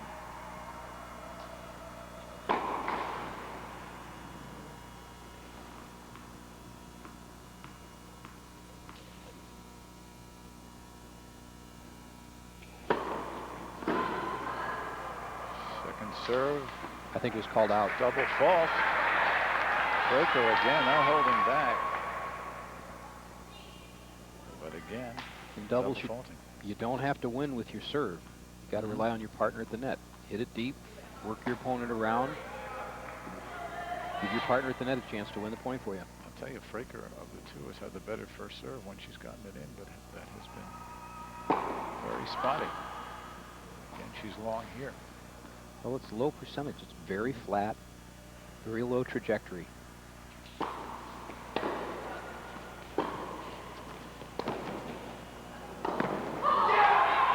Okay. Nicole. No doubt about that one. Quickly only hesitated there for a second. I'm not sure. She might have lost the ball in the banners. She had half an acre to hit that one and just darn near made it too wasn't quite sure where it was. Hello. Look at this. All right. She had plenty of room.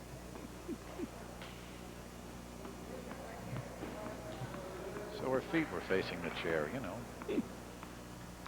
15 all.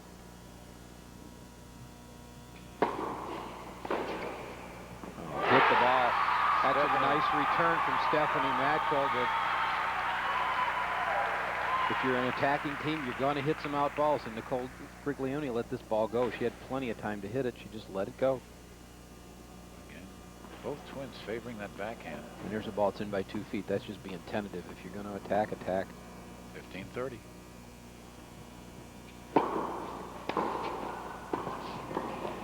Oh, beautiful. Great hands by Stephanie Matko.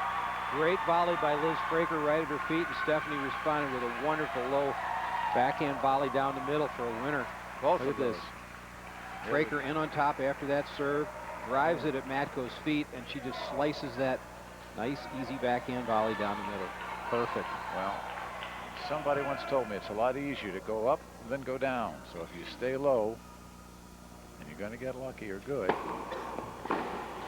Break point here. And Briglione with a tough shot. Nice poach and going against the grain with that volley behind Stephanie. Still a break point.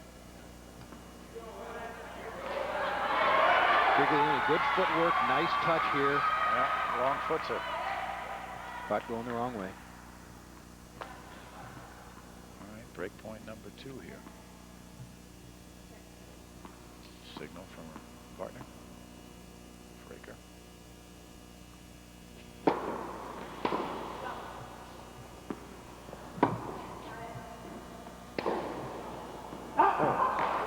Miss hit. Going for too much there. Back to the no-ad point. Stephanie, who had success the last time, will take it again this time. And your match could very well swing right here. It's either going to be 4-all or 3-5 or 5-3 for Central. Fraker to Stephanie Matko. Just wide. Too bad. Good Shot. reaction. Not enough footwork on that volley by Griglione.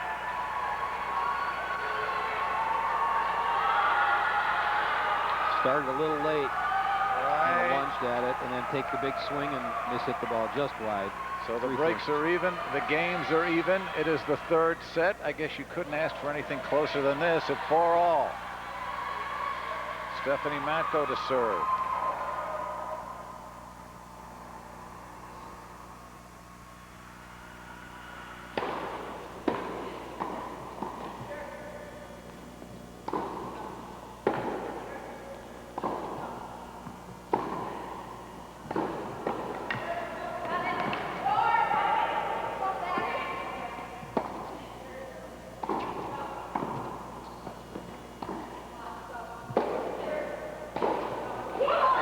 Backhands, volleys, and lobs. Longest point of the match.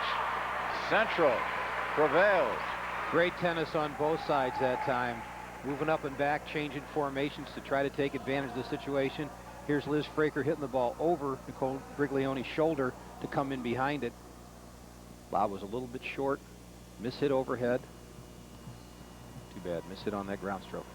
15. Here's Stephanie.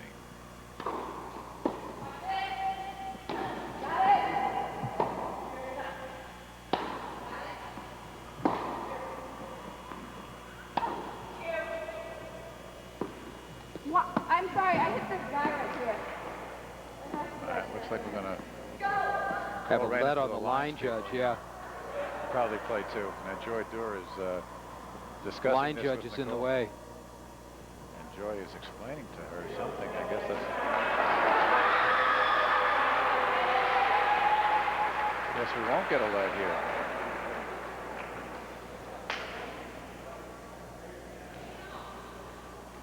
So Guess it's not. 5-all. Line judge is part of the court, I guess.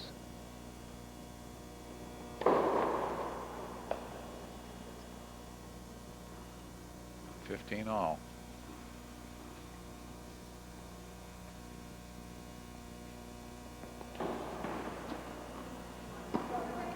Let second serve. A little bit of tension here.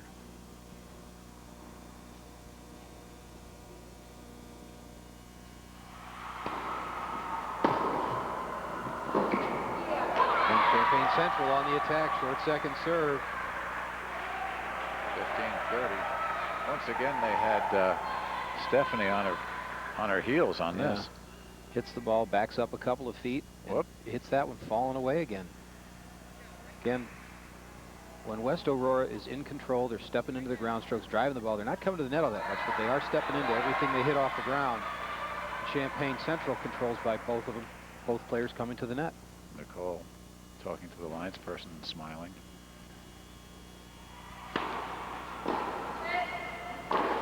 Yeah. Tough overhead. That's a confidence booster right there. We'll see if it has any effect on this next point.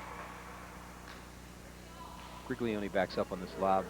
Here's somebody who's been driving the ball the entire match. All of a sudden decides she wants to take something off it and then lob. Nervous Never time change here. a winning game. 4-love, 30-all. 4-4, 30-all. Third set. State championship on the line.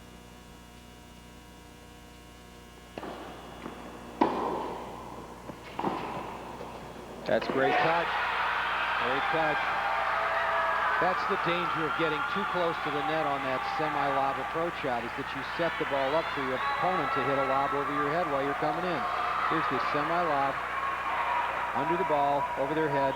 Griglione is about 1.5 feet from the net. That's way too close in that situation. Well, the Twins have continued to play their game. And here's that lob. You couldn't ask for a better one.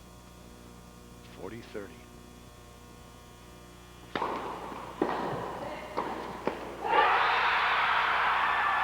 Big deep serve. Well, we are on serve, but now Central will serve to stay in the match. Even it up. 5-4. West Aurora's come back from 1-3. And they lead on serve here in the third and final set. Nicole Griglione, Liz Fraker. No question, everybody's feeling the pressure here, but again, you've got a team, the twins, who played together since they were 9. And Central, Nicole and Liz, have played together probably about as long, although not at the high school level or at the organized school level. So both of these teams, very, very experienced. They are the defending state champions. They are undefeated this year. Well, at this point, you're either your head's in the match or it's not, and if it's not in the match, you got no chance. That's right. If you're not in this match, if your head isn't in this match, you never got here to begin with. Okay. Both teams undefeated. Something's going to give. 4-5. Okay, big serve, first serve from Nicole Griglione and Liz Fraker all over that volley, right into the open court. Big serve, nice and deep into the corner. Liz moves a little bit, and boom, there it's away. That was fast. That was fast. They're moving extremely well for playing 6 matches. Yeah, right. 6 matches in 2 days. Third 3-setter in a row for the team from Champaign Central. And a little electric enhancement, never hurt either. 15 love. She didn't get up that time. Ball was high enough. She just didn't get after it.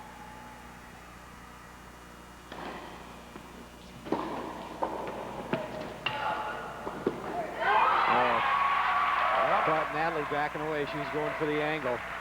Got to go one way or the other, and Fraker picked the right spot. Not going to hit it hard. Hit it up the middle anyway. That's right. And Devils hit the ball up the middle. Oh, squeeze that one. Okay, it's 30 love.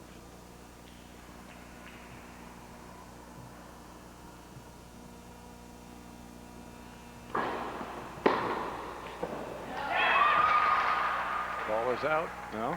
Or is it? Yeah, the chair umpire saw it. The linesman was, I think he was blocked by the net post there. Linesman could see it. Chair umpire had to make that call.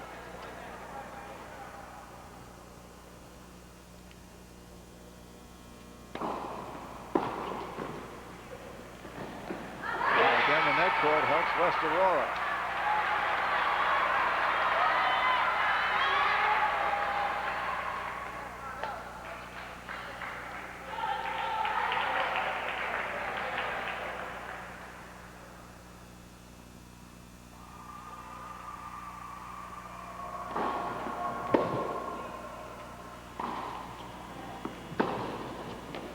There it is again. Call it this time. Yours. Okay, nice deep topspin lob again, Champaign Central got caught way too close to the net on this shot. Here is the semi-lob approach, and then Fraker is about 1.5 inches away from the net. It doesn't take, I mean, that's a great lob, but it wouldn't take anywhere near that good of a lob to beat him in that situation. Stephanie hit that one 3 feet behind the baseline. So game point here, 40-30, and again with no ad. Nicole wants to win it right here. She doesn't want to risk going to that sudden death point. Smart serve. Oh, no footwork on the overhead. Mediocre lob. And just like that, we've got a match point. Game point, match point. Game point for Champaign Central right there. Match and championship point for the Macho Twins in West Aurora right here. And I think Stephanie knows that this is her time to shine. She's bouncing around, getting pumped up. She wants to make a good return here. She'll take the return. Nicole takes a taking moment. her time. Straighten those strings. Make sure you Smart get your play. head on straight. Yep. If she had a towel, she'd grab it right now too. Anything, take a little time.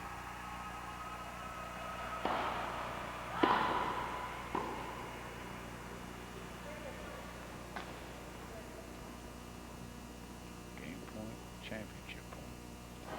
Oh, too Can you believe it? Can you believe it? Never a good time, but that's probably the worst. Too bad. Great match.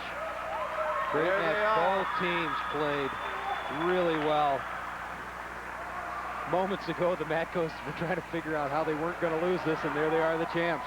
Father John, Mother Ivanka, and Sister Michelle, who is going to play next in the singles championship against Chrissy Nolan. So what a story we've got here, with more yet to come. A repeat championship for the Matco twins. Stephanie and Natalie, a tough, tough win, 6-3, 1-6, 6-4 over the game team from Champaign Central. Let's take a look now at the Pepsi point of the match, and well, it was significant, but not the prettiest thing you'll ever see. Right here, there's that lob. And there's not.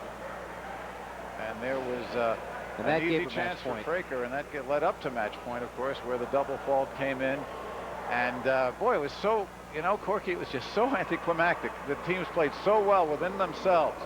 You can see the stages of the match, and you can see two very happy tennis players and one very happy dad. Yeah, very back and forth match. A lot of streaks in there, but maybe it was the pressure. Maybe it was being used to the pressure for West Aurora. They were ready. And you know, both teams felt pressure. You know, both teams were experienced, but here, look Nicole, at how far the ball dropped. Just let it fall too far, and would you believe that's some way to lose it? Oh, that's tough. I can't believe it, but it is true. That is tough. Well, they went 3 sets for the first time this year, but their undefeated streak stays intact. They are the repeat champions. There goes Dad. Yeah, he looks happy. Everybody's all smiles. He and Ivanka came from Croatia back in the 60s, and the kids were born here. And let me tell you, they have become some family dynasty, with more yet to come. We will bring you the singles championship, and that pits another Matco. We'll be back.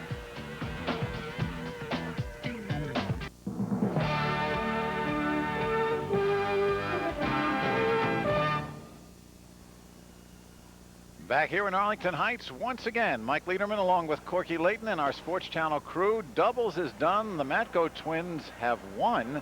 And now the incredible story continues to develop, because in the singles, you see their sister, elder sister, Michelle Matco. She is a senior from West Aurora against Chrissy Nolan of Glenbrook South.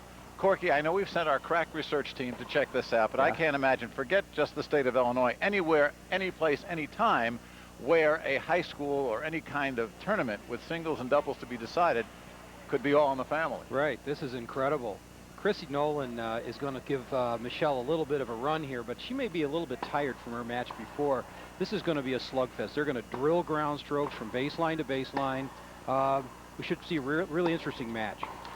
Well, Michelle Matco undefeated this year. She was a number 1-2 seed, Nolan a 3-4 seed. As you see, Michelle from West Aurora, she is 17 and a senior. Chrissy is 15 and a sophomore.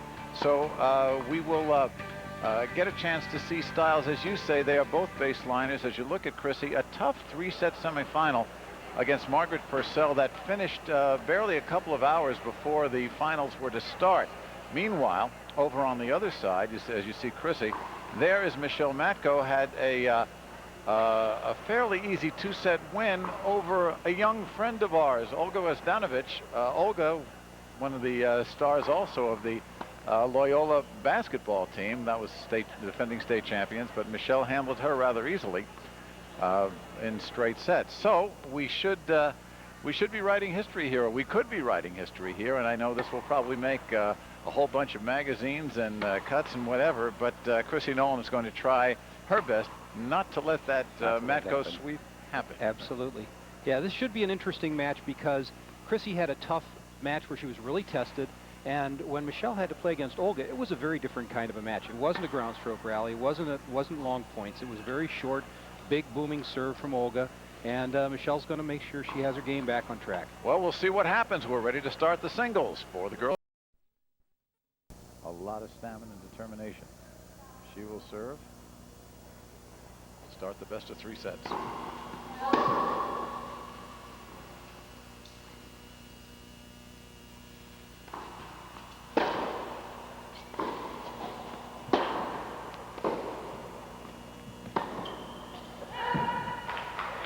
That one's long. She stepped into the ball well, just met it a little late. Well, I guess we've seen what we're going to see, and that is a lot of baseline.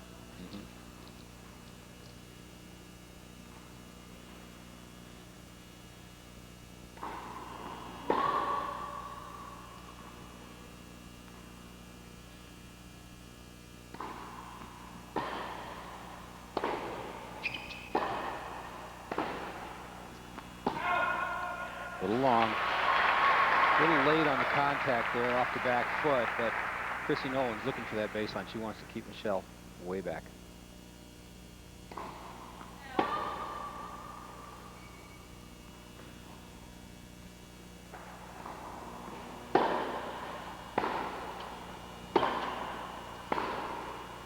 Moving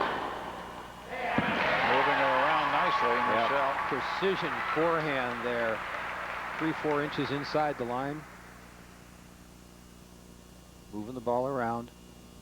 Looking for the opening. There's her short ball. Boom, away. Back live as Michelle goes into the net with 30 all. Michelle got caught a little off balance there. That's why that ball went in the net.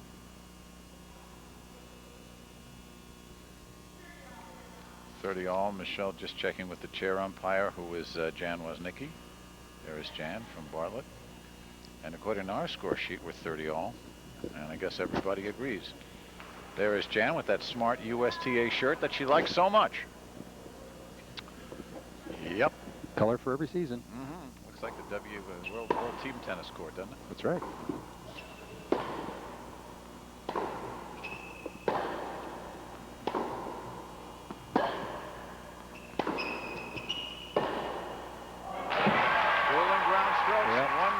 Michelle.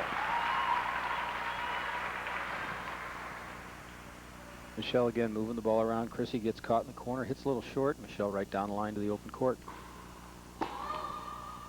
Break point here against Chrissy Nolan. First game, first set.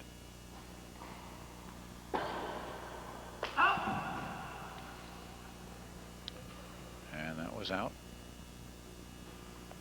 So we have our first no-ad situation.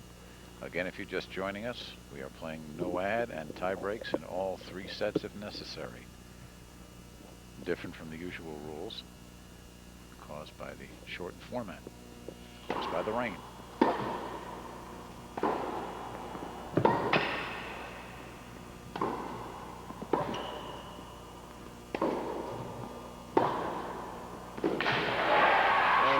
With a strong forehand to get the break and go up. First short ball to her forehand away in the corner.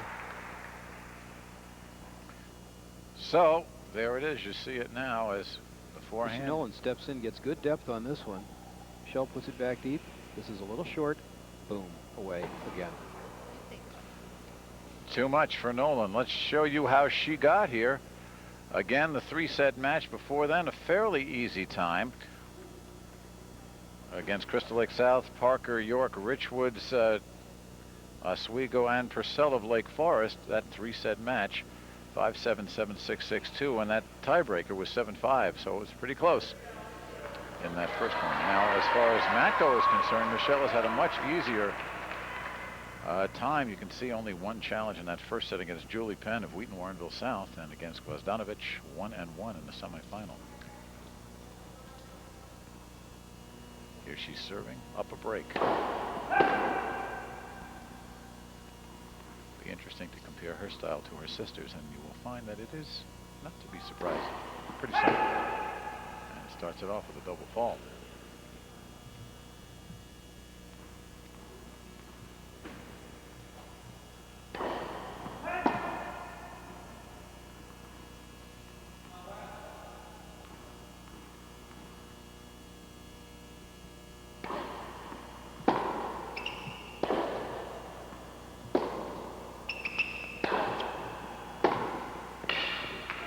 That time Nolan with the cross court. Yeah, well, Nolan opened up the court really well with that forehand down the line, and as soon as she got a chance, she ripped that forehand cross court. Boom. There it is. Nolan can really go down and get those low shots.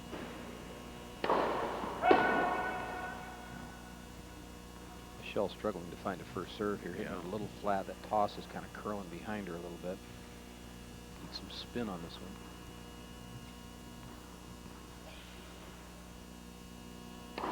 There it is. First short ball. Either one of these two hit, the other one puts it away. It's amazing. Bang, bang, bang, gone.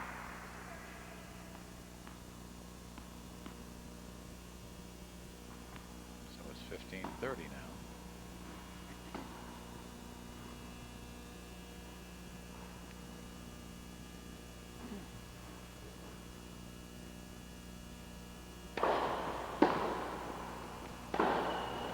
Well, there was a big first serve to set up that point. Short return and away. Boom. About as short as we're going to see him out here. Watch, he'll take big the first paint serve. He'll take the paint. Short off the return. line. Boom, away. So we're 30 all. Another big serve. She's getting on track with her serve pretty quick. She must have had a little bit of jitters at the beginning there, but it looks like she's got her confidence back now. Well, she's also, you take a look at the fingernails. That's a West Aurora tradition, I guess, that everybody's painting fingernails red and blue. Everybody? Well, on the West Aurora team anyway. Football players too? I haven't checked yours, but yeah. I bite mine, so it doesn't matter.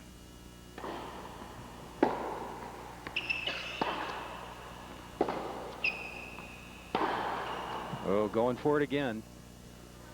She's got to step into that ball. And we are at no ad game point. Where do you want it? And Chrissy says she'll take it right there on the backhand on the ad court.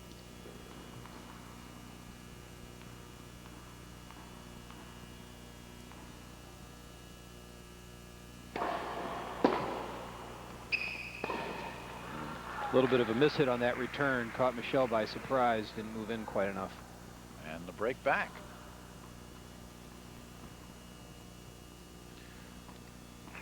So at 1-all with Michelle, who is undefeated this year, 27-0. Chrissy's lost twice. Here's Chrissy to serve at 1-all.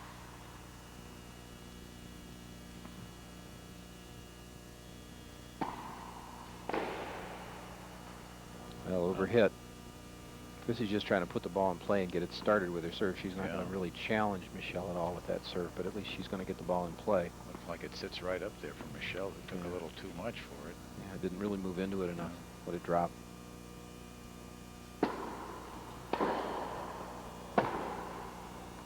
Now that sails. 15-all. It's quite a match with Margaret Purcell. It went, I believe, close to 3 hours. Yeah, and it's getting late. These girls have been up for forever. Been up for 3 days. You know, as we told you, the format was changed because of the rain. Nearly all the matches were played indoors, which made everybody scatter to the different sites. So the matches, instead of being played with 3 the first day, we only got 1 round in the first day.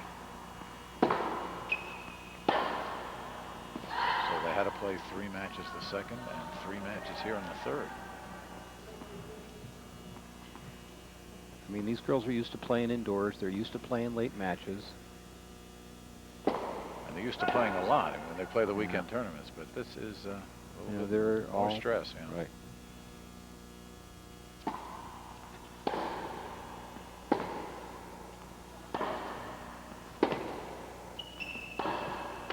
Oh, great placement. Stepped inside the baseline and cracked that one down the line. No doubt. A little bit off her back foot. Shell steps in. And boom. Once again, that electronic speed can do really do amazing things.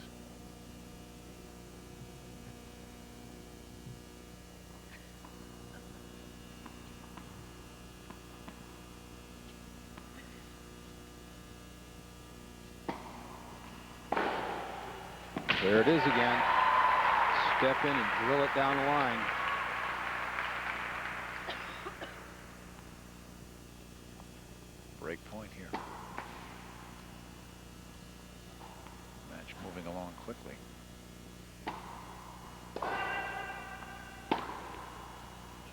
it was called out.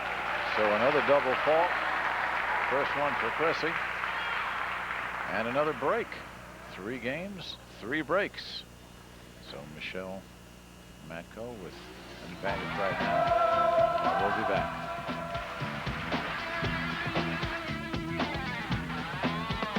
The Bulls coverage begins. Premiere of the game room at 6:30, followed by tip-off at 7. Bulls basketball right here on Sports Channel. Right here is the girls' state tournament with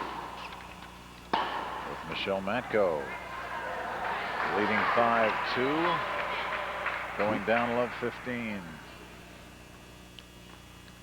Little loose on that last forehand.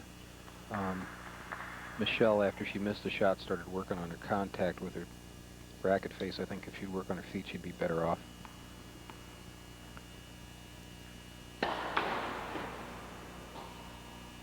Trying to serve down the middle. Well, she's mixing it up.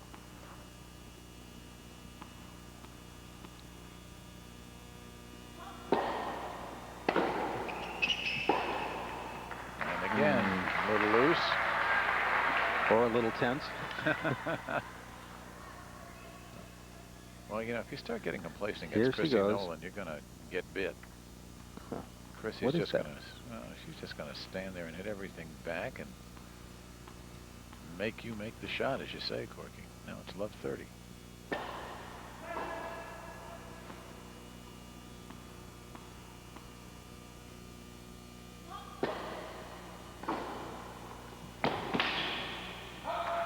And now it's love 40. All right, Nolan did a great job of opening up the court there. Matko a little slow getting started, a little late. Good second serve, opens up the court. Matko gets started a little late, can't quite get to the ball. Drives wide. Triple break point here for Nolan. Chrissy needs it. She's down 2 breaks. And she gets it. Well, that was a pretty loose game Very. for Matko. Maybe that'll wake her up. Well, you know you have to stay alert, and it's hard against a player like Nolan. She doesn't hit.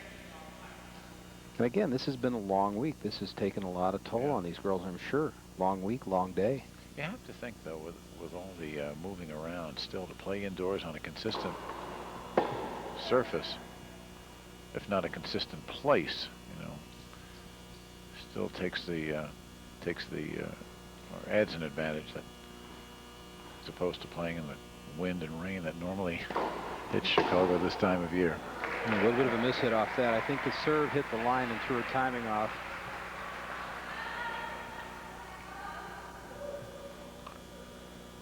This is a nice deep serve. Michelle just pulls off the, yeah, it skidded off the line. That's why she mishit it. And she'll come in 2 steps on the baseline for that second serve, and she did it again.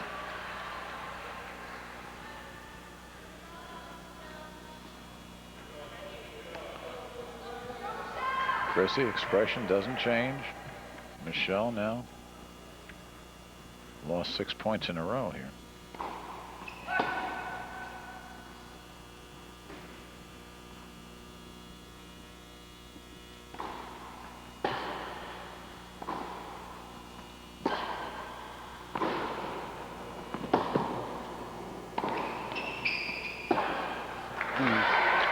Trying to steer the ball. I think she is a little tight. Just got to hit out on everything. I mean, she's got a big lead. If she doesn't start taking some chances here, she's not going to get her game back together. Nolan is content to keep the ball going, hit him back, and wait for her chances.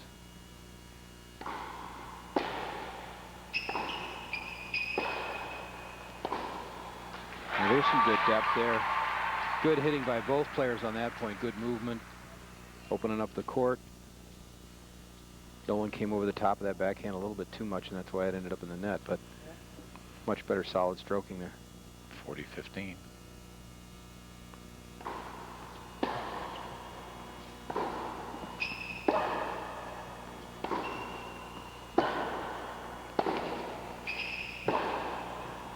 There you go.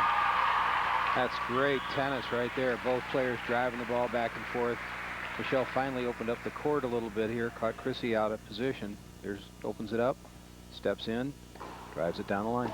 Back live now. And this time it's Chrissy with the strong deep forehand, and Michelle can't answer, so they'll change over now. Chrissy's won 2 straight to go to 5-4, actually to 4-5. So Michelle now with a chance, another chance to close out the set, but a little tighter this time as you look at Chrissy Nolan working with her coach Scott Greenspan. Did a better job of opening up the court that last point. Worked the ball. Michelle Macko seemed to be getting back into a better rhythm toward the end of it, but she still appears to be a little nervous. And there she is with Bruce Fraser, the assistant coach.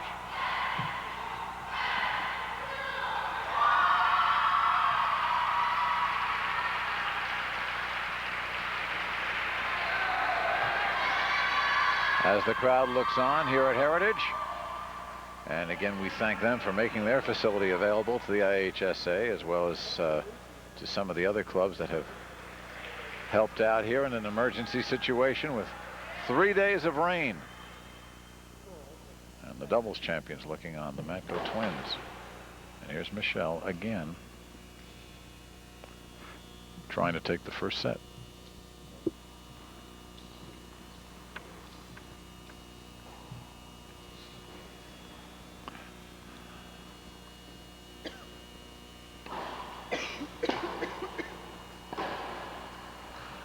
Good second serve, but didn't really recover.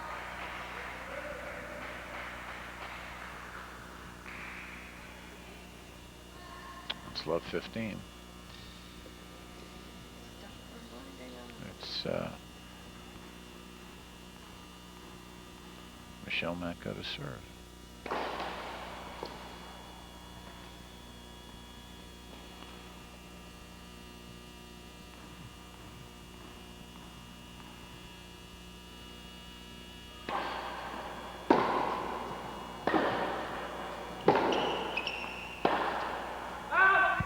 Just wide. Well, Chrissy Nolan really stepped into that backhand, and I think it's just a little bit more than Michelle was ready for. Really cranks this backhand. Michelle tries to go for the open court, just catches it a touch late, goes wide by a couple inches. Yeah, clearly wide. So love 30.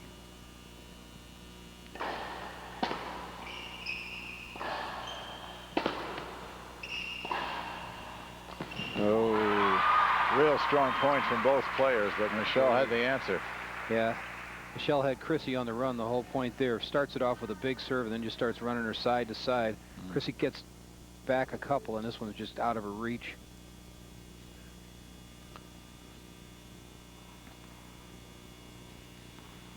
$15-30.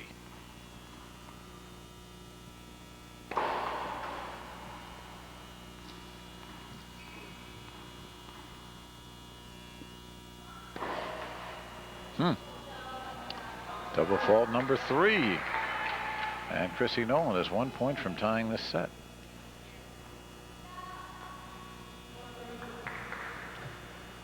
Father John looking a bit concerned. So 3 break point chances here.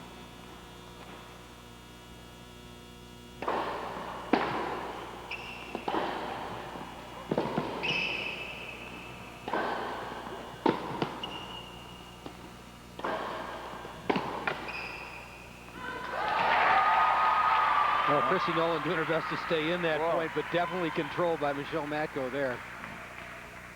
But she knows she's got to hit. Michelle's got to hit everything, because Chrissy's going to just hang around and hang around. And this one finally sails long. Back to live action, and Michelle Matko Ball in the net. hits it in the net, and it's 5-all. A little bit of frustration there from Michelle, and Chrissy Nolan, who looked to be out of this one, has broken Michelle twice. She looked like she was walking around in her sleep when the set started, and now it looks like she's right back in there.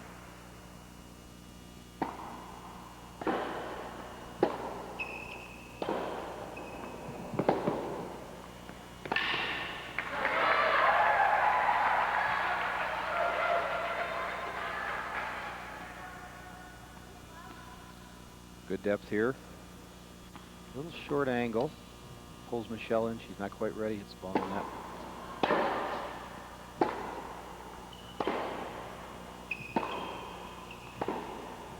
And again, it flies the ball. Good depth from Nolan. Matko got caught on her back foot. Couldn't get around on the shot.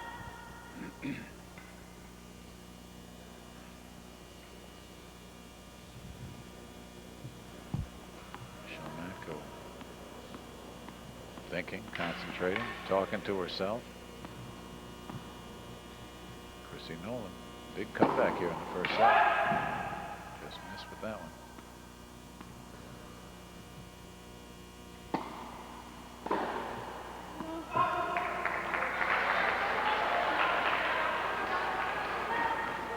Okay, again, another loose error.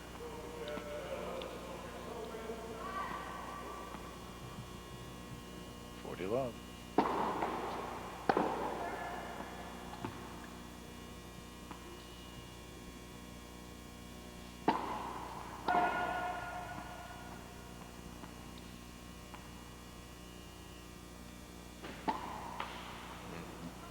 Second double fault for Chrissy Nolan.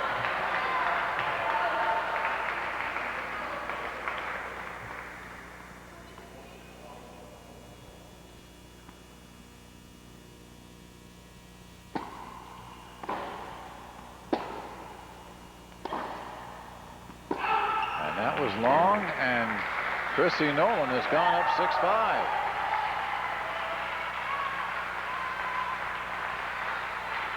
Four straight games for Chrissy. Michelle Matko now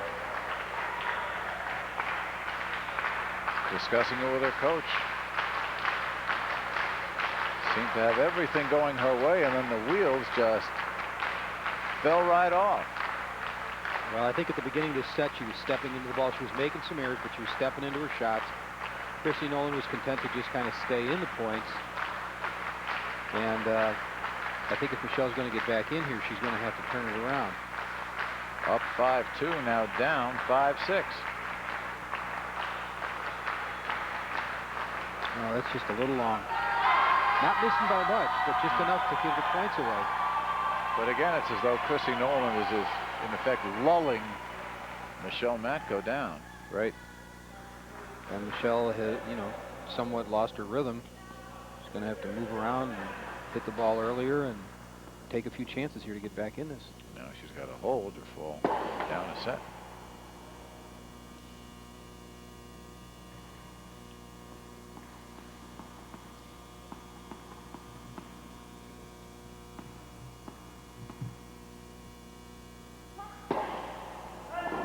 Way long.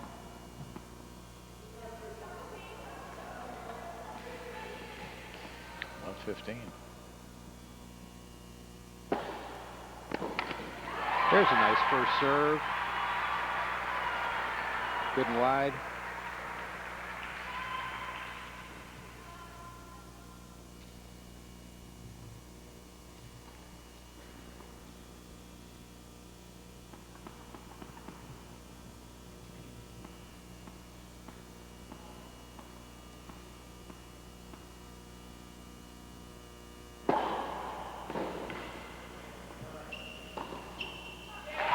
Set up by another nice wide serve. Short return, and Michelle was all over that one. Cross-court winner.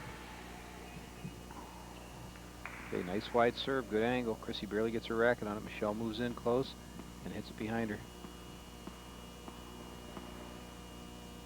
30-15.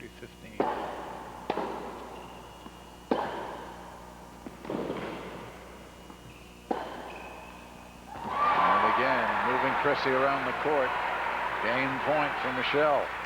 Well, you know, Michelle's gotten 3 first serves and 1 3 points. I think we should write that down somewhere. That's important. Well, you know, that first serve isn't going to scare anybody, but as long as she can get it in and get it in with some depth.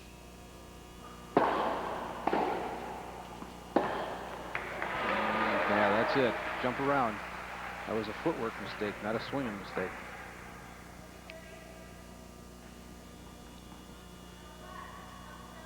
Stephanie, Natalie encouraging her sister, their sister. Game again to get to the tie break.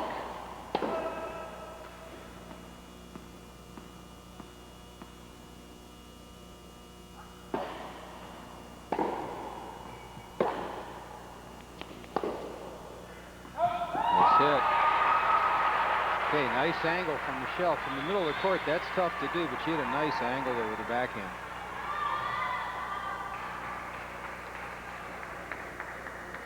There it is. That's a tough angle to hit from that part of the court. Chrissy tries to return the favor and can't pull it off. Well, we go to the tie break now. Chrissy to serve first. 12-point tie break, first to 7.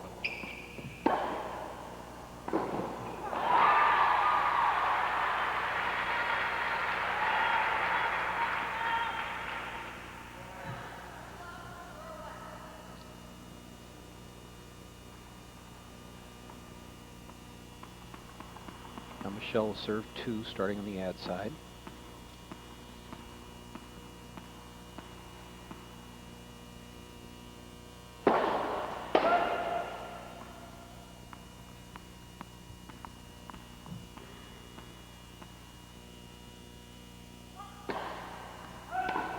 Another double fault.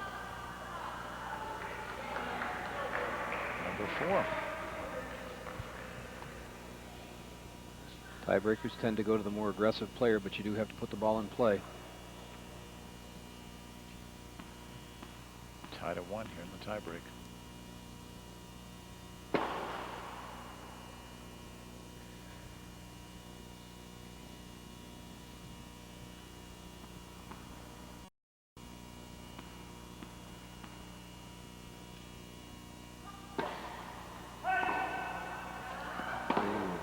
Another double fault.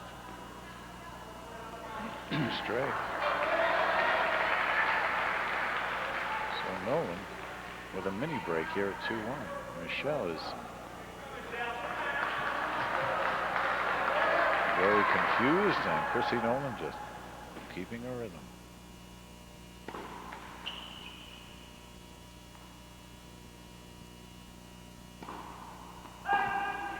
I guess when we say that, she hits her 3rd double. Well, we're staying in rhythm, I guess, huh? So we're all at 2.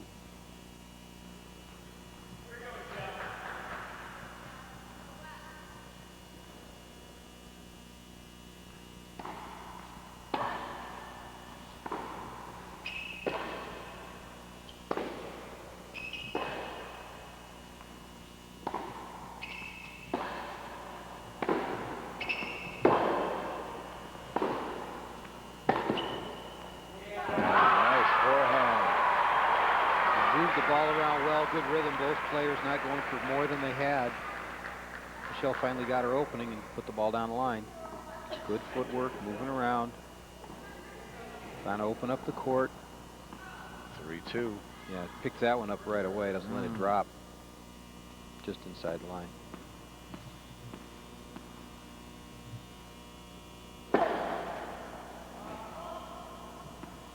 Through the net.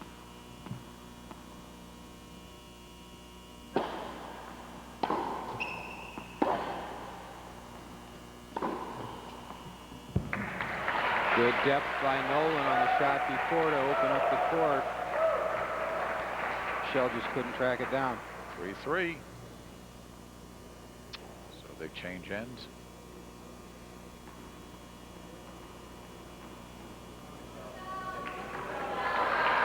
Just seeing if anybody has a mental advantage here, it would be Chrissy Nolan.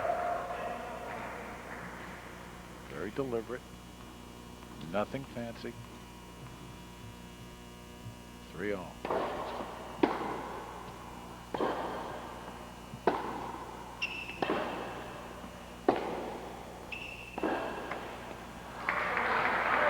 Nice point. Michelle pulled up a little bit early on that last one. Again, both girls cutting the ball real close to the top of the net.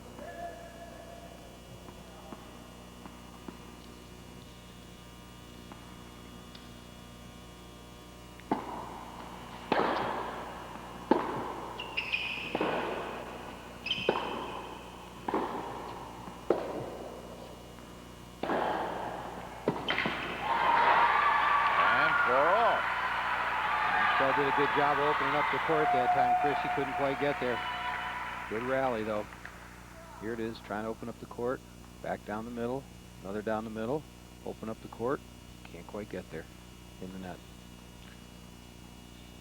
Tied at 4.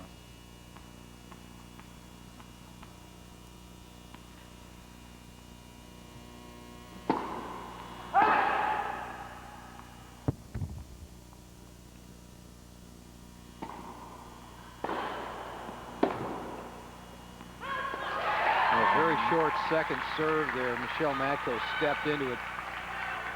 Chrissy's beating herself up, but I mean, that was just, it started off with that serve. Play against a good player like Michelle Matko, you can't hit short serves and expect to win points. Well, now at 5-4, Michelle can serve out this set.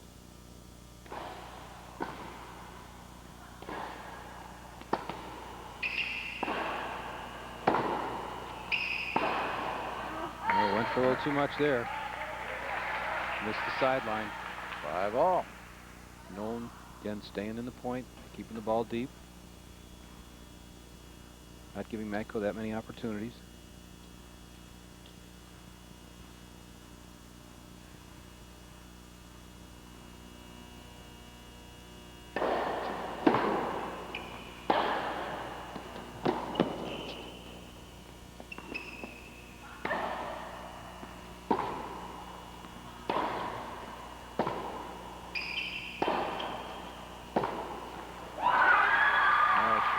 Chrissy didn't come in enough.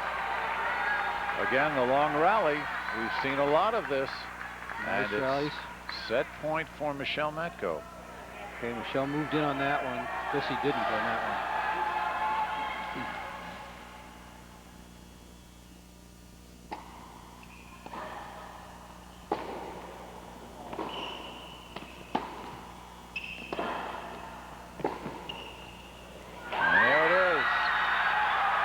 Set 7-6, 7-5, the tiebreaker for Michelle Matko, and she feels like she has sigh of relief from Michelle. She looks like she relaxed a little bit there. Dodged a very close bullet. Okay, first serve in play. Nice long rally. Again, both girls just barely clearing the top of the net here. Stepping in, moving the ball around. Chrissy doesn't quite get balanced there, and this ball sails. Okay, so Michelle and her coach talking it over. Now, will that loosen her up? Will that strengthen Chrissy Nolan's resolve? We'll find out when we come back to the IHSA Girls Championships.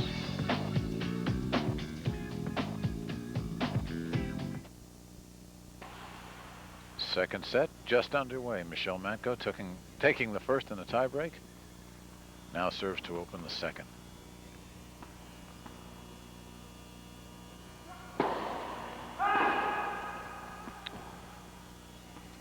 Well, Michelle still being dogged by a wayward serve, 6 double faults.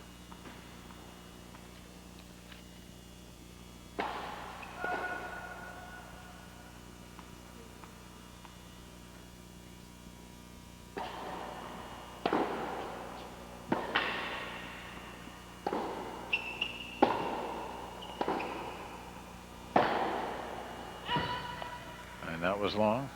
Left 30. A little flat, going for the lines. You need some spin. Got to take the ball in the rise on the short balls, but you need some spin. Moves in on it. Lets it drop a little low. Just barely long.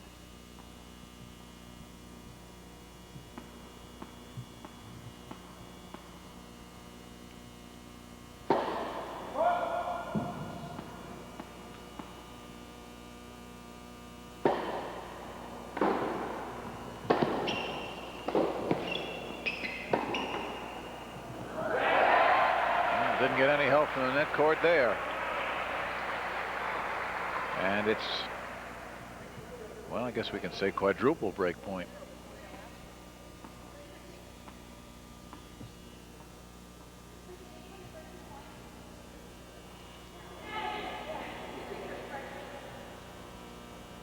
Calling that ball in. They are.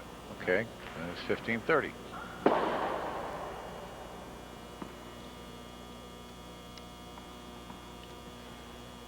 Quickly looking at the first set statistics. Matko with the better first serve percentage and a lot of errors. Well, that's the kind of game she plays. She goes for the corners, but probably more than she's used to making.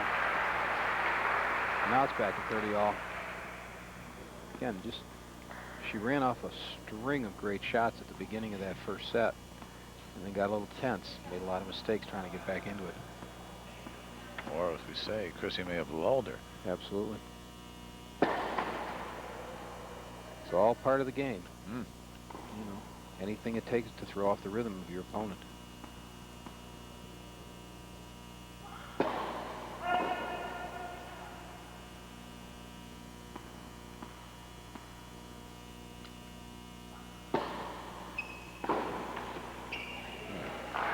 Loose serve from Chrissy Nolan there. Short second serve, just dumps the forehand in the net. 40-30.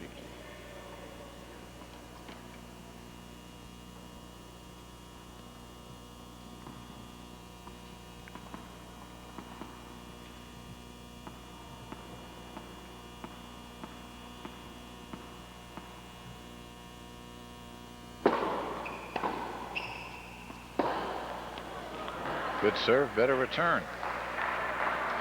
Good return. Nice and solid. Michelle doesn't really recover after the serve. Ball comes at her, but jams her. She doesn't move away from it.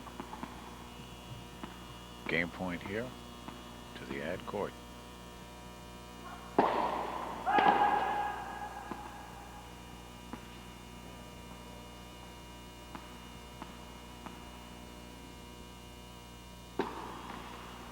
And that's not the way you want to lose it. And you could sense that coming. She doesn't have a lot of confidence in her serve. What she's got to do is take something off her first serve and get it in play, because these points are being won and lost during the ground stroke exchanges. Right. Got to get the point started though. Chrissy Nolan again, very fixed, focused.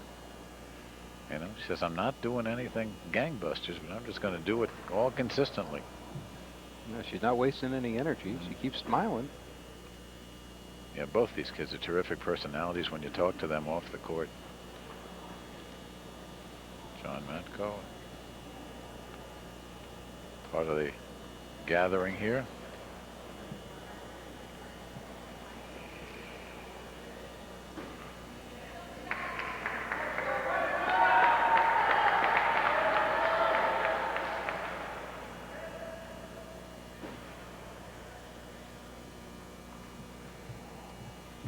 So now Chrissy Nolan will serve. There you see the fingernail polish. Nice touch there.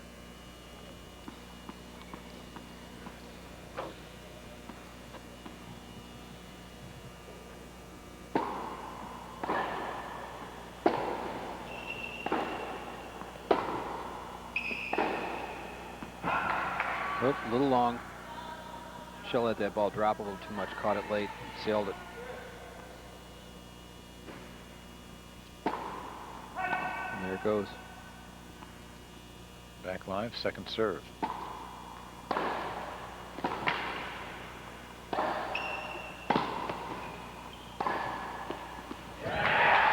it in that time. Yeah, they're playing on the edges of the court. Little mistakes make a huge difference in the outcome of the point. Stepping into this one. Driving it. Ooh, yeah, that one went in. Chrissy thought was going out.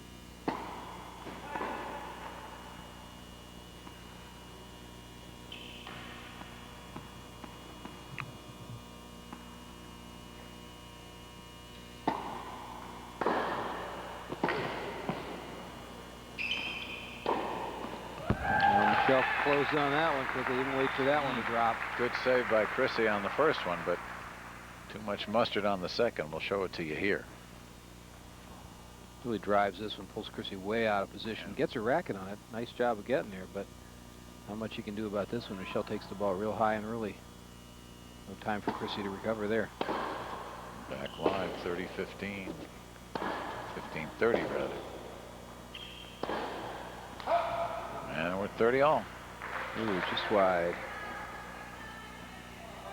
Going for a little bit too much angle on that last ball.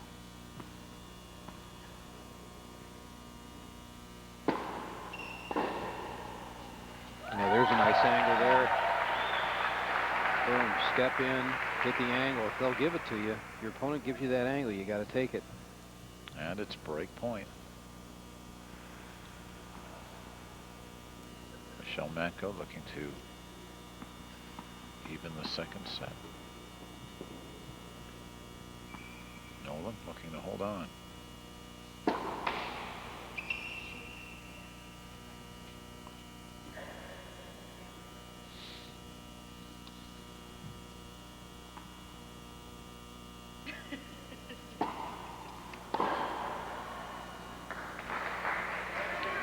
And now we are at game point.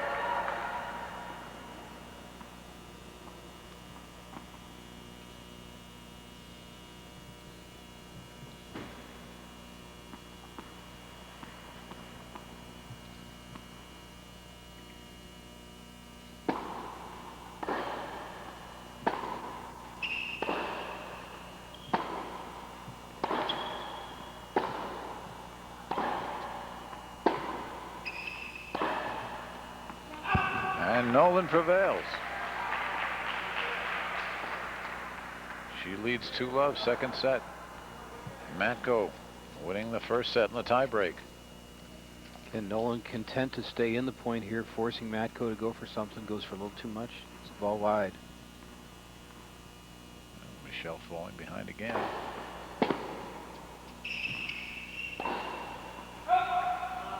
And again wide.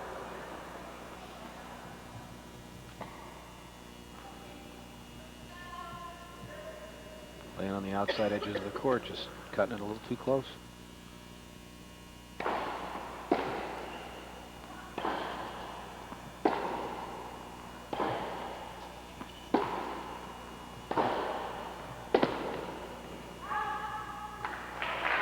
Another one just near miss. Really working the ball around. Chrissy kind of thought it was in. Well, as they say, both girls pounding those groundies. Nolan had a long first set in the semifinal, which she lost, but came back and won the next two. Second set in the tiebreak, and the third set rather easily. So when you're talking will of iron, yeah, 30-15, 15-30.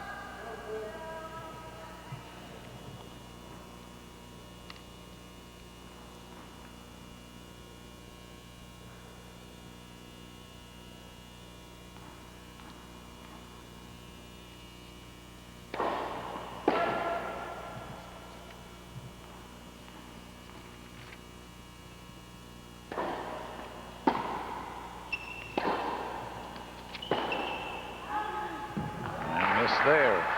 Well, Chrissy Nolan going for something there. That's a little bit uncharacteristic, but she had the opening, just missed it.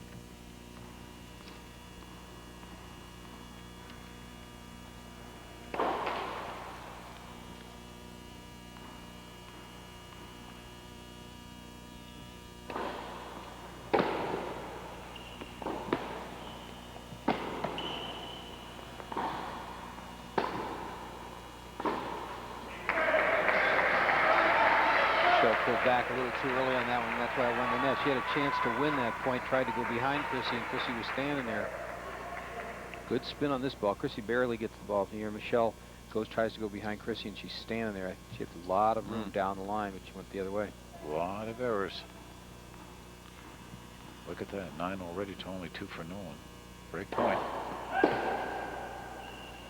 Matko trying to keep from going down 3-love. Another double fault. And that's it.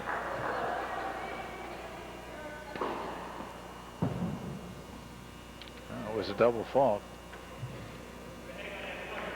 And it is 3-love, and Michelle Matko very much out of sync. Chrissy Nolan just doing what she does.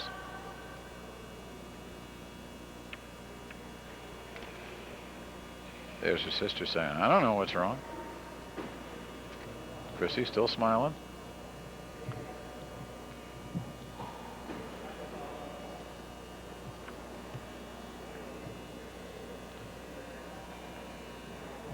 And I don't think she's talking to anybody. She's not looking at anybody. I think Scott's talking to her. Scott's talking. She's just staring, just listening to what he has to say. Looking straight ahead. Yeah, I hear you. Right, absolutely. Scott's going, just keep doing what you're doing, you know. Lull her to sleep. And meanwhile, on the other side, Michelle getting some encouragement from her coaching staff. Well, there's the situation. Chrissy Nolan, 3-love here, serving. And the crowd, which has been somewhat anesthetized, is starting to do a little applause.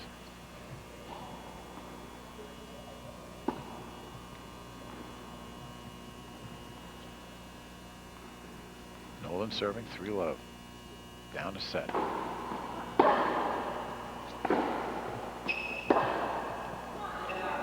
Good backhand. Stepped into that one. Took the ball when it was nice and high. Got the angle. Good contact.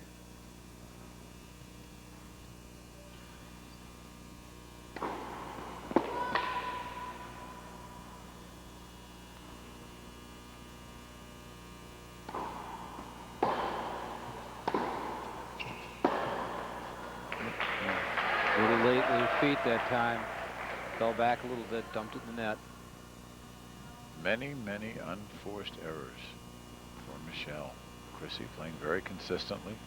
Just around that, see that first serve percentage from Michelle, very weak. Chrissy's isn't that good either, but you know, with her serve, it's basically to get the ball in play. She's not wasting energy on her first serves. That's why missing by inches, but nonetheless out.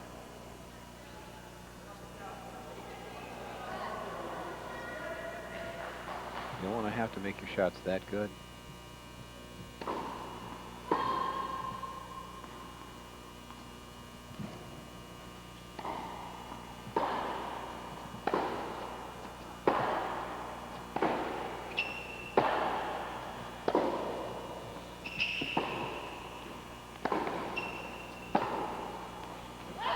Out it goes. Well, that's a better rally than we've seen in a while, but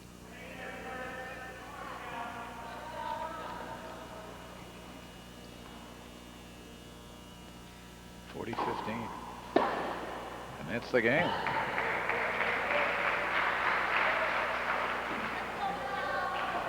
So 4-love, Chrissy Nolan up second set. Just absolutely befuddling Michelle Matko.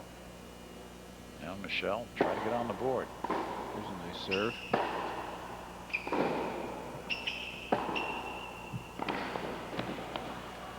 So moved the ball around well. Chrissy couldn't pick that one up.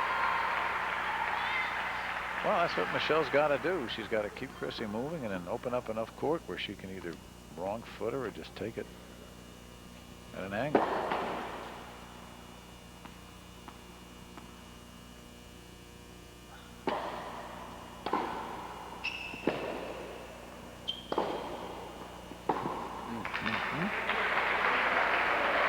Got to get under it if you want to hit it up. Good exchange here. For whatever reason, Michelle just can't get under this ball.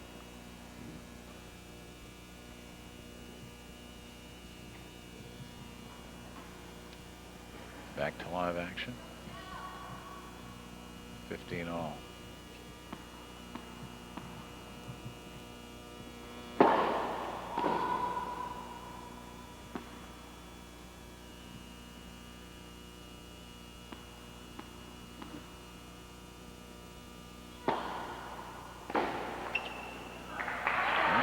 Unforced error there from Chrissy. Unusual, but they do happen. She's been content to just put the ball back in play. Looked like she was going for an open more right there. When Michelle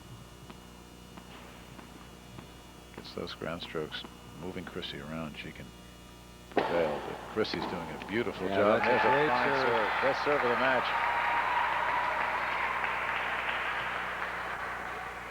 Okay, nice wide serve. Really goes after this one. Good snap. Pops it wide. It's good.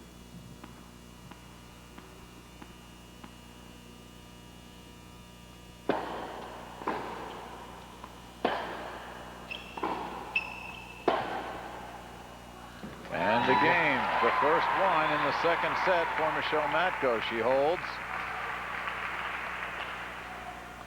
Still with a strong lead. Chrissy Nolan will be back right here at the Girls Tennis Championships.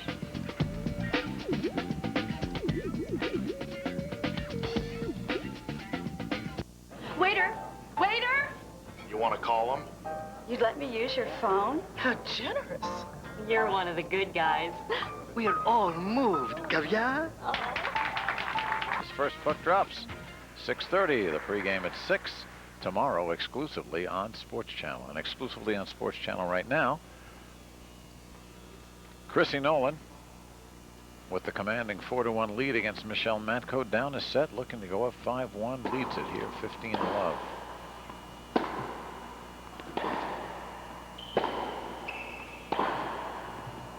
That's great tennis. At the line. Okay, nice long rally there, moving the ball around. Matko got her opening and drove the ball down the line for a winner. Again, watch Nolan. Gets the ball going. It's about as aggressive as she's been on the serve. Take a light here.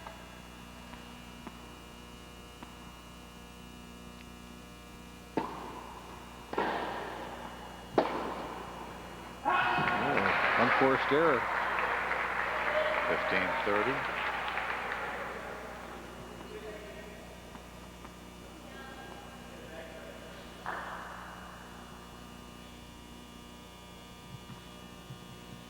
Michelle Matko down 2 breaks here in the set after winning the first in a tiebreaker. Her sisters have already won the state doubles final. Chrissy Nolan here from Glenbrook South trying to break up the monopoly. Oh, nice deep return. But too easy. A little short on that second serve, but very nice stroke from Michelle. Break points here. Actually, with the no ad system, it's a triple breaker at 45th at 15-40.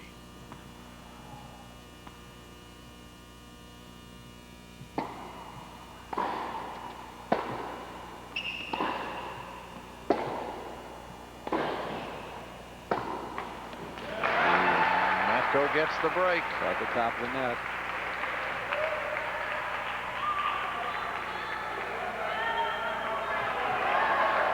So the West Aurora crowd cheering for Michelle. Okay, again, a nice strong rally here. Moving the ball around. Michelle gets the ball back in play. Chrissy just Dumps it didn't in move the enough, net. yeah. Back live, second serve here. There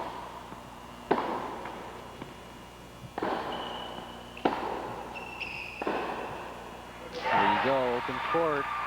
Now this is what we saw from Michelle Matko at the beginning of the first set. Looks like she's getting her game back on track. Well, you know, she's got to generate all the action because Chrissy Nolan's just going to be there as a backboard. Michelle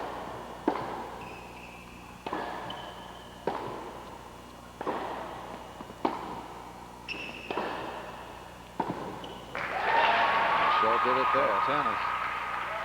Driving that ball. Lots of pressure. Running around the court.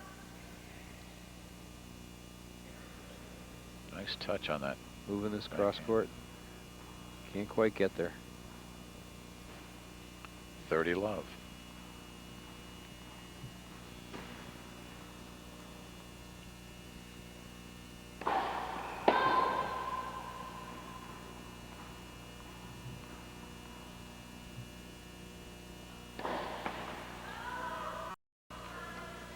Once again, the serve fails.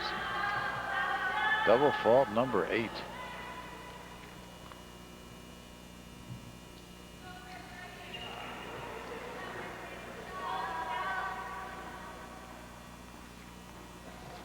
And we're 30-15.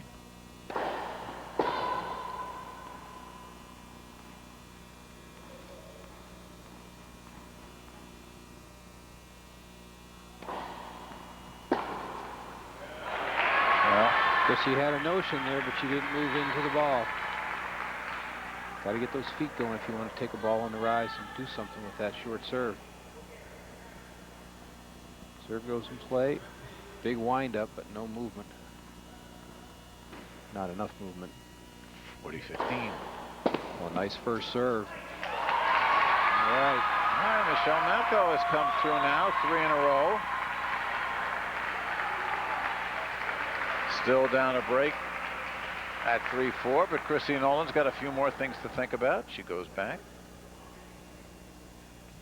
And the crowd is muted. Yeah, they've got to generate their own energy here, because Chrissy Nolan is the kind of player who is not going to do that. She's look at the twins, 3-set winners for the state doubles final as sophomores, their 2nd consecutive championship. Quite a record, and they'll be back for more next year, we're sure. I'm sure they'll be back. I doubt seriously they'll be playing doubles again together. They will probably be the strongest 2 on the squad. I assume that they'll play singles. They may come back as a doubles team, but I would assume unless something unusual happens that they'll probably, at least one of them is going to play singles. And of course our congratulations to West Aurora. In all of this, of course, they have won their 2nd straight state team championship. So our congratulations to the Blackhawks. Well, Nolan's starting to get a little loose. Yeah, going for a line. Unless it was just Matko's drive that threw her timing off. Above 15.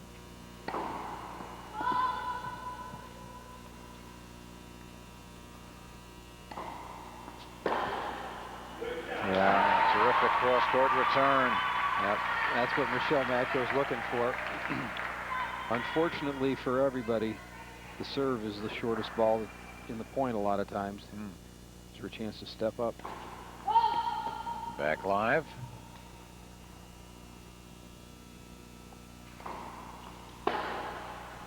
Once again. Steps into that 2nd serve, takes advantage. Nice smooth rhythm, didn't try to overhit it, didn't go for a line, just made good contact. And 1 point from tying up the 2nd set.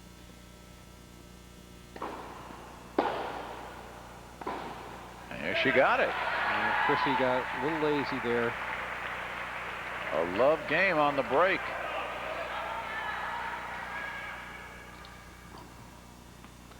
I think a lot of times when these girls get into tight matches, there's a tendency to fall back and just try to keep the ball in play, and if that throws your rhythm off, it's very hard to get back on track again. Matko, the senior. Nolan, the sophomore. Would experience be the telling point here? Again, cutting it a little too close to the top of that net. Again, with those single stakes in there, the net is higher on the side. And Matko certainly not out of the woods here at all. She's tied the match and climbed the mountain. The tendency is just to relax a bit. And you know what Nolan will do if that happens. You're right back in there.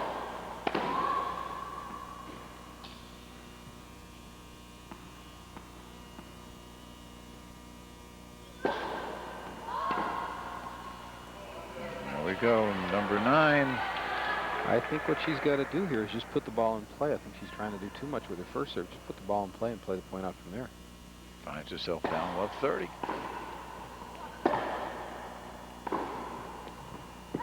Now what an answer from, I think it hit the line. Nolan. Yeah. Called good. And a triple breaker back. You can see it clearly here. Yeah.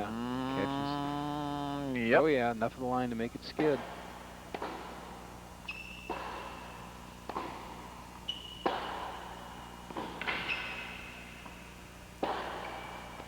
Yeah. Little life from Michelle Matko there. Moved in, stepped into a few ground strokes on that point. There she is. Mid-court, taking the ball high on the rise. Chrissy can't quite get a racket on it. Still break point.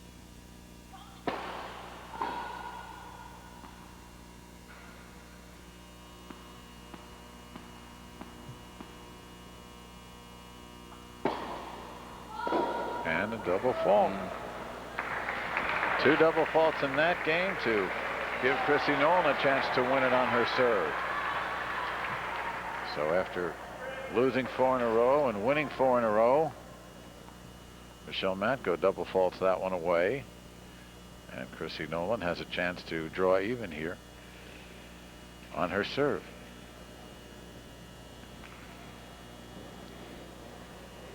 Chrissy Nolan, sophomore from Glenbrook South. Told you had much the tougher semifinal match. And her third match of the day for both of them. We join you along with Jim Corno Jr., our Sports Channel crew. A special thanks to Blake Warner, our statistician for this one. And extra special thanks to Gene Walker, who's the tournament director, the athletic director for girls at Prospect High School, had to put all this together indoors at the last minute, along, of course, with Mary Struckoff, the IHSA assistant executive director. So kudos to them for getting it all done. And now here, trying to get it done in the second set, square the match, Chrissy Nolan. Well, let's see if she learned anything from the game that Michelle Matko just served. Get the ball in play, get the point started, and work from there. I think Michelle's going to be more relaxed as a returner than she was as a server. Oh, yeah. A little too loose on that one. Top quarter inch of the net, half inch of the net. Doesn't have to be that good.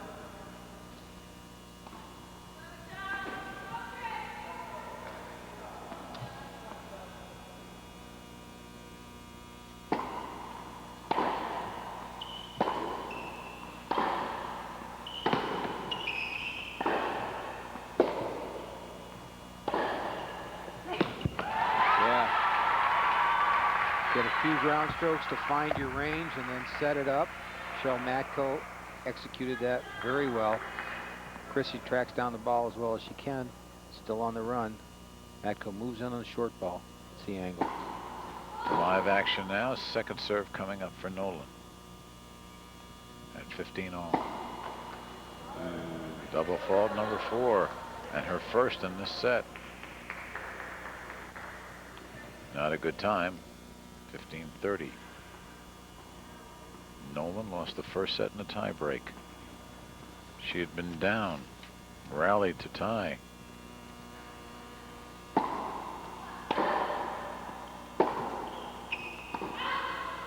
And that's long. So, just out of the blue. Break points coming up from Matko.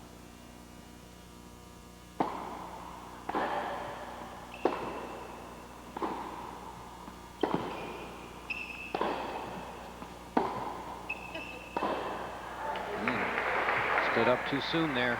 Fought off one. Had the right idea. Chrissy Nolan staying in the point. Michelle Matko trying to end it a little early.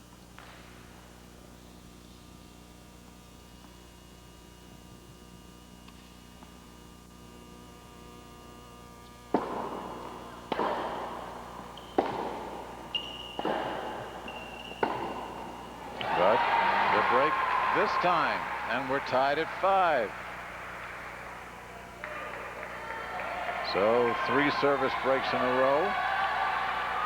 Now you'd think, well, you can never second guess somebody's mental process, but Michelle should know that if she can put the ball in play, Chrissy is not going to threaten her with that first shot. Mm-hmm.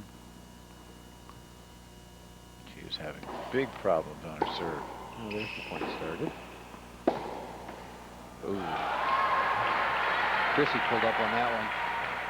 As you get close to the end of the set, there's a lot of pressure every time you hit the ball. The trick is to stay loose enough to make your shots and tight enough to keep your mind in the match. They have played a lot of tennis today, especially Chrissy.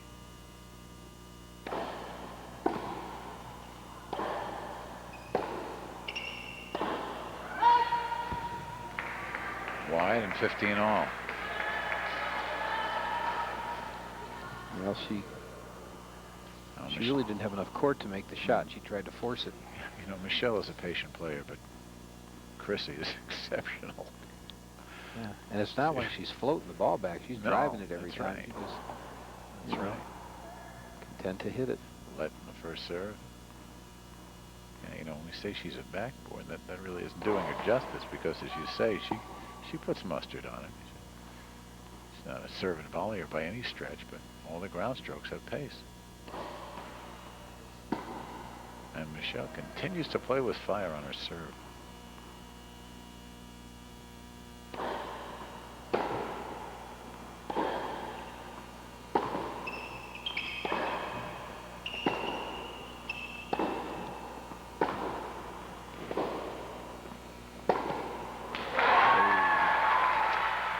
Nice long rally there. Chrissy a little bit out of position to hit that much angle.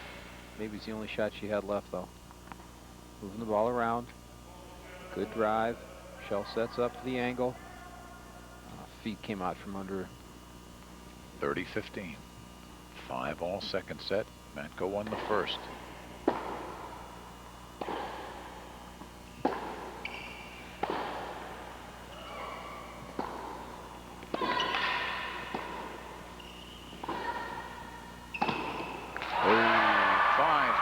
Outstanding point. Good hustle, both players.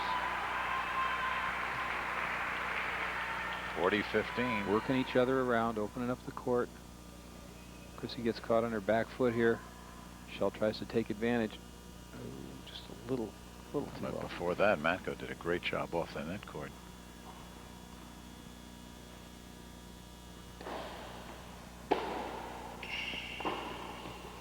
That's the smartest serve that Michelle Matko has hit this entire match.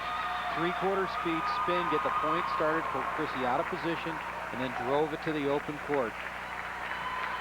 Let's take a look at it here as Not the a big players go to the serve. changeover. Good spin.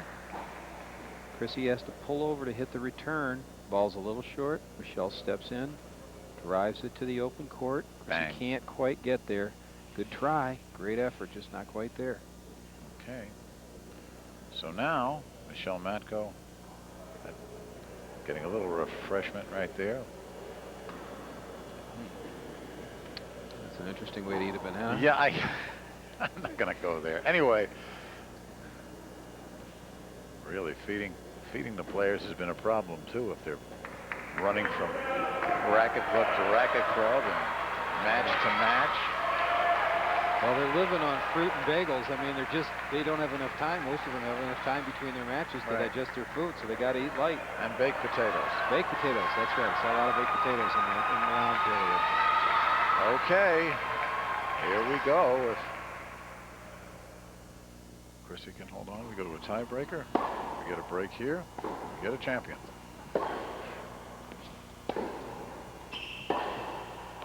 That's great depth.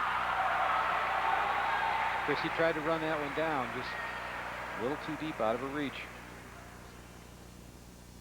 Low 15. Top of the net. Yeah, nice serve from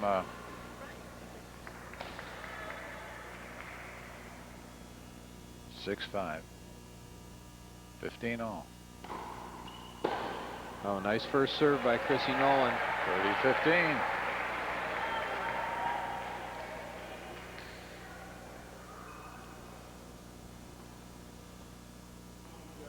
Okay, just to double check. That's our correct score. Matko 6-5 in the second after winning the first. 30-15 here.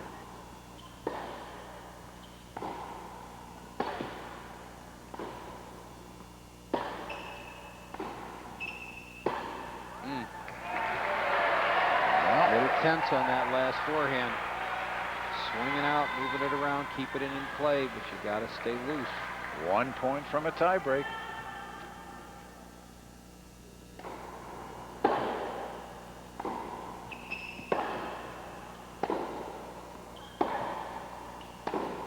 And we're still 1 point from a tiebreak. Forced error from Chrissy Nolan. Lower, lower, lowest. 40-30.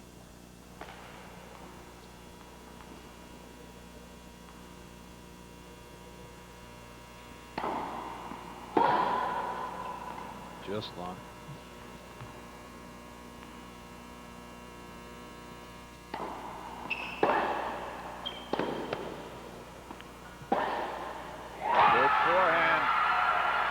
Matko took a little chance on that second serve, sneaked way in and drove the ball off the court to help set it up. All right. See her in there, rips this cross court, pulls Nolan off the court, gets the Let's short go ball live she's now. looking for. Championship point, game point here.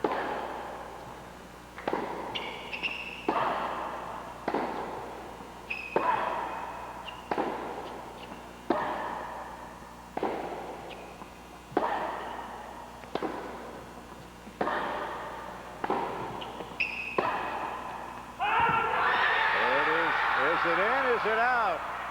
Is it in? Is it out? Michelle thought she got it, but it looks like it was called out. It is called out. Just long. This is a great point. It is long. We'll show it to you here. You knew this was match point. It lasted about 12 balls. Right there. Just, Ooh. just long. All right, so we're at 6-6, tiebreak time.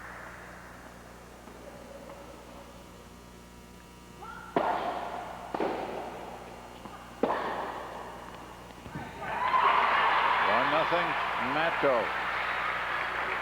Boy, Michelle wanted that. Obviously, the one before didn't get it. Ball was long, not by much.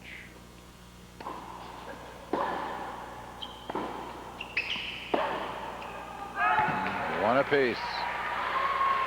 Again, going for a little bit too close to the line. Michelle's got to really pull it together. There's no changeover. There's no break. She thought she had it won, and now she's got to regroup for the tiebreak.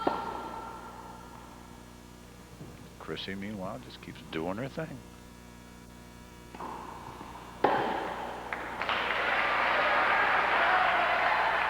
Two-one for Nolan.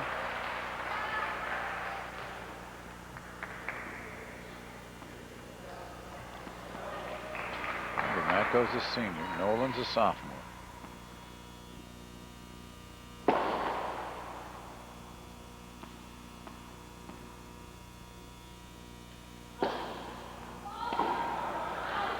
Double fault number 10. 3-1 Nolan. Well, again, you can't afford a double fault in a tiebreaker because each one of these points is way too important.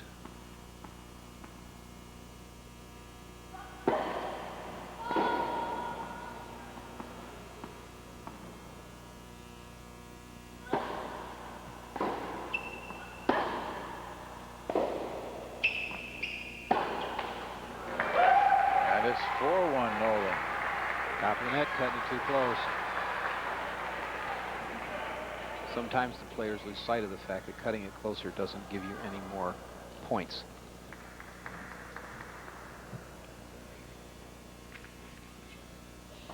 Chrissy to serve here. 4-1.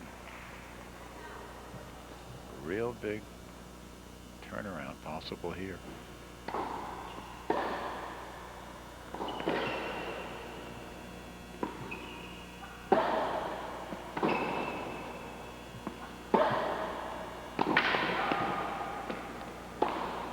Boy. Yeah.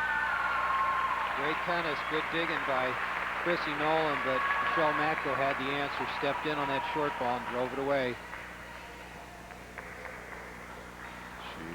She is Backs still up, down moves the it mini around. break.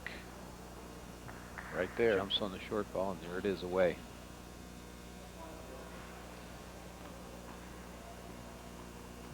Well, the match has had its ups and downs, but both players have essentially played their game.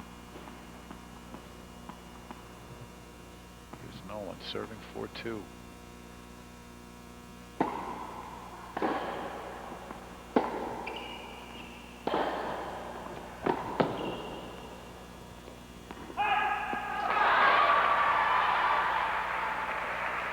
Just a little too far. Back on serve.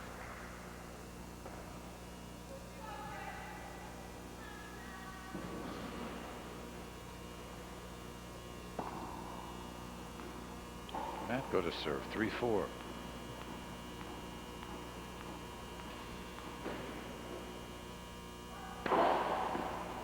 Nice deep first serve.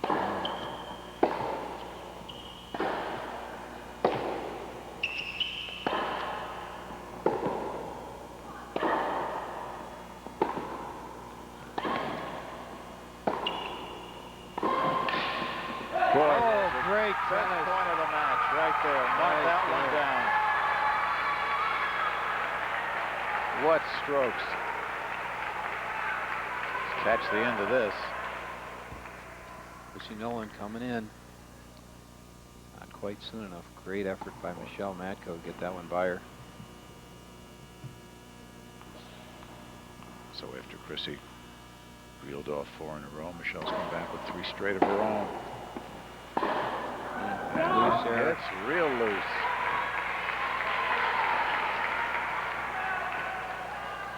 So Nolan 5-4 to serve 2. Do we stay for a third? Do we go home with a champion?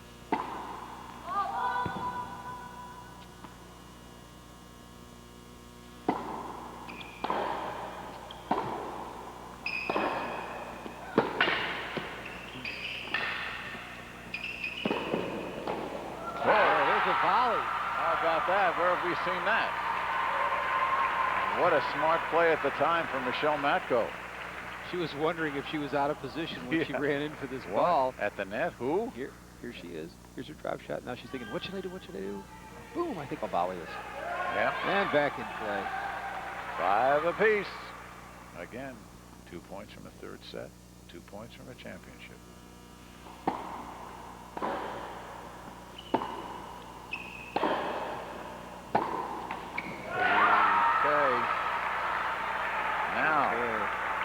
On her racket, a little too much there, is a championship for Michelle Matko. 6-5, up a set. Championship point number 2.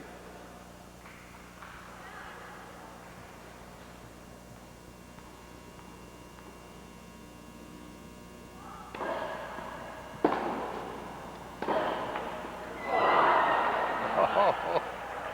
Top of the net. Oh.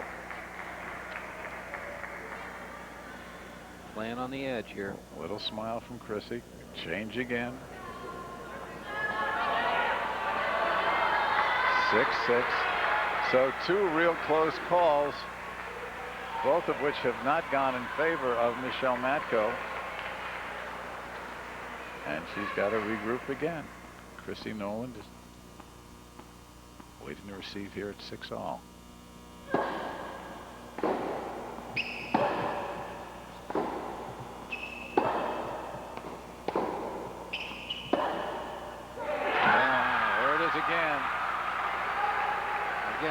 Short ball, forced a short ball by running Chrissy around, and then was ready to jump on it when she got her chance. Took that backhand nice and high and just drilled it down the line. Match point number 3, championship point. Now look how close to the service line. Matko is on the second one.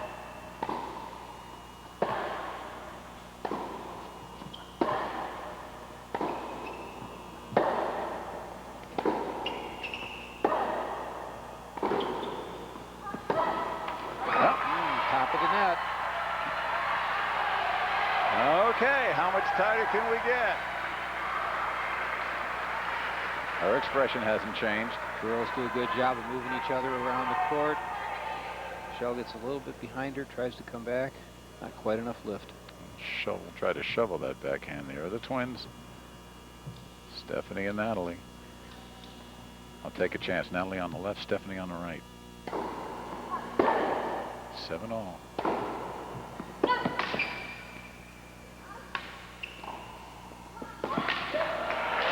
It's Nolan's turn.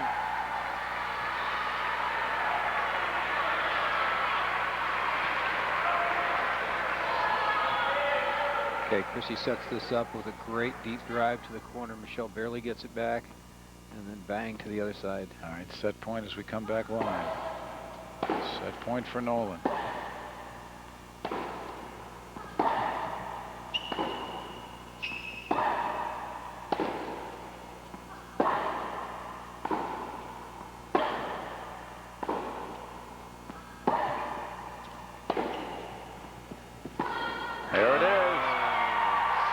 Set Nolan, 9-7 in the tie break.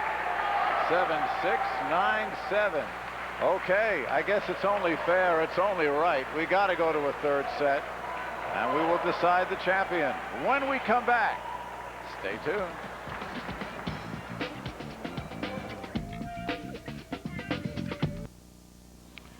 Well, it's probably fitting that we go 3 sets with this one. Chrissy Nolan now leading off, serving 15 love here in set number 3. 2 tie breaks, split sets.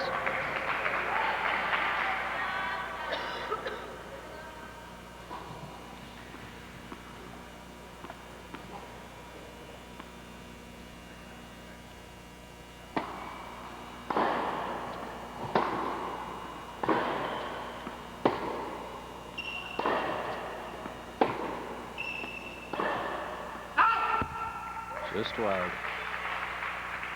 40 love. Nice long rally there. Getting right back on track. Kind of interesting. What do you look for here in a set like this? Well, Michelle Matko thought she had it won 3 times. Be able to regroup. Chrissy just keeps going. Well, I think as an experienced tournament player, I think you have to realize that you clear your mind and you just go right back and do what you do. Well, she didn't do it there. Losing in a love game. Well, I First think game, first set. Sitting down, you know, breaks your momentum a little bit, and both girls have to get back on track. Michelle's style's a little bit more aggressive. She's going to make some mistakes early. She just has to keep the ball in play. Chrissy content to get the ball in play and keep it in play.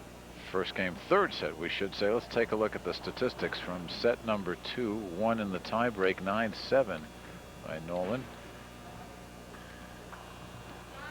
Well, interesting. Well, you can see Matko's double faults and all the errors, but it's interesting that her first serve percentage is so high and Nolan's is so low.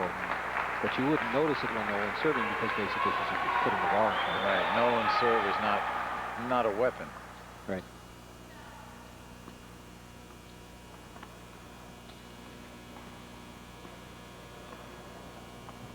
So Michelle will serve here, love 1. Again, 3 championship points in the second set, 2 in the tiebreaker. But Nolan had the answers. And she's sailing it long. A little late on the contact. Lost control.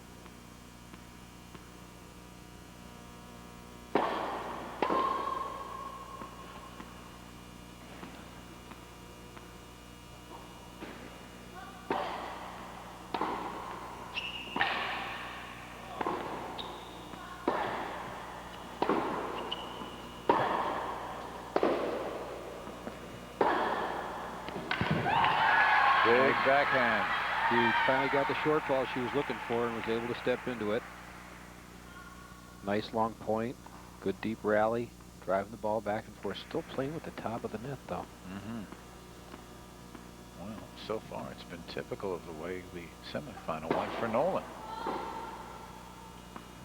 Lost a tough first set. Had to survive a tiebreak to win the second. Then came back to win the third, 6-2. See what happens here.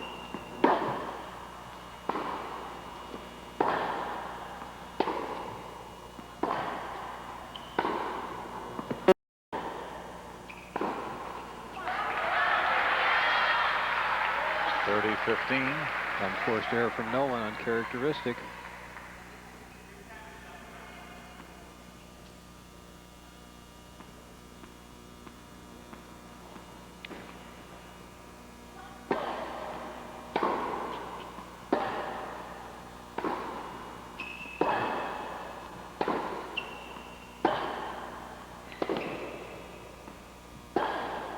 There we go.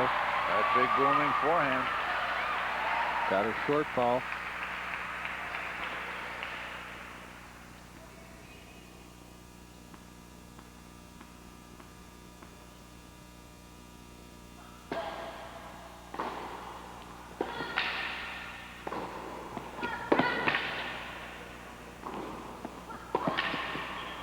What a everybody all over the court.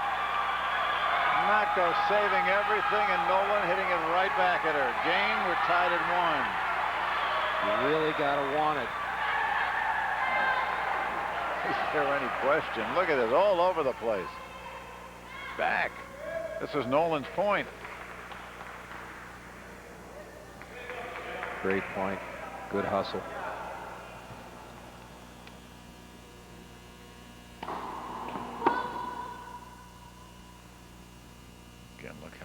to the service line. Matko gets on the second serve of Nolan.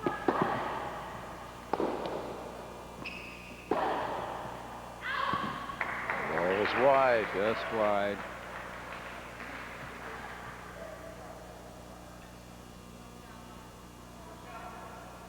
You think these two will sleep well tomorrow? Holy, boy, it's a good thing. The match will still be going on tomorrow. Right. It's a good thing it's setting the clocks back. They can use it. moving in, and again, just barely out. Just barely out.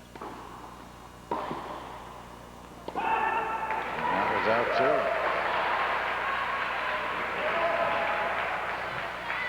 Well, she's got to keep going for her shots if she wants to keep a rhythm, but she doesn't have to be quite so close to the lines of the back of the net.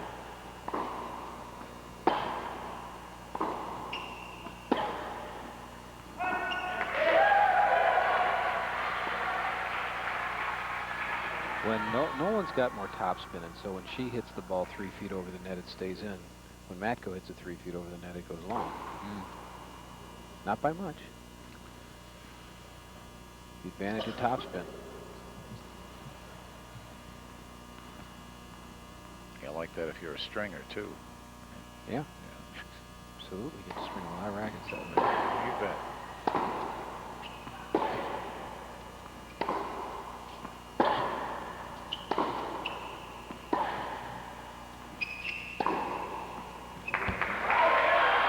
Good shot. Love game. On serve here in the third set.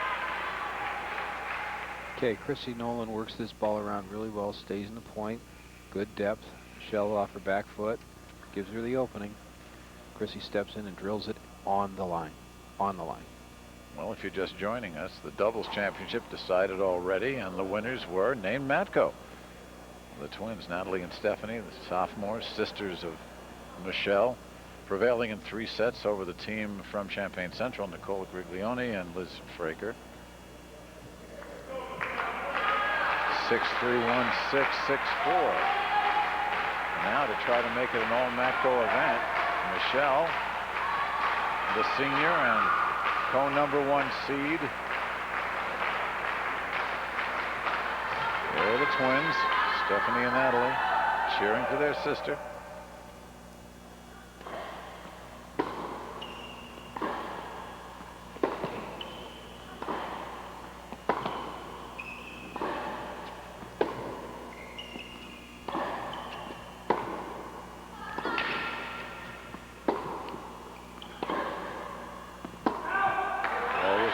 Just long. Another great rally. Both players driving the ball.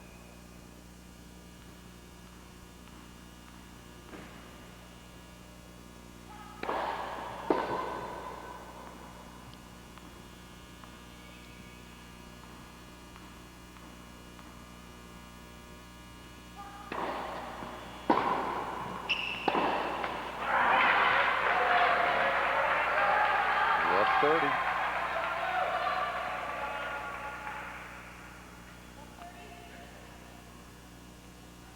Again, if you're just joining us, we're playing no ad scoring. Means at 40 deuce, we play game point.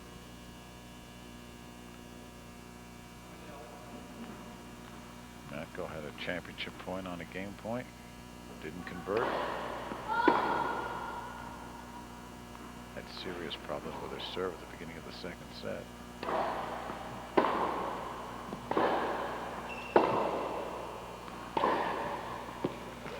That's a great angle. One of the things that's been working for her consistently is taking that ball from the middle of the court and creating that angle. That's a tough shot to hit for anybody. Boom. What is that? It's a Monica Seles angle. Absolutely. And with as little topspin as she uses, it's amazing she can make it. Yeah. 15-30. Jumped on that one. And a double breaker for Chrissy Nolan.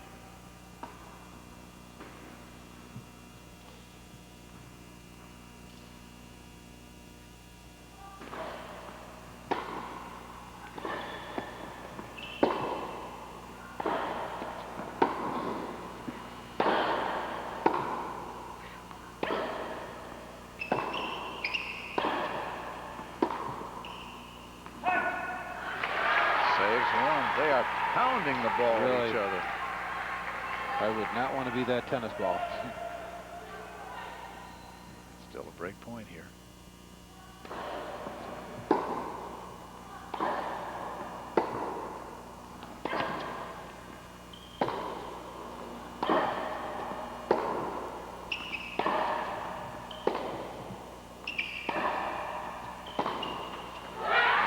Rally. It's not quite high enough.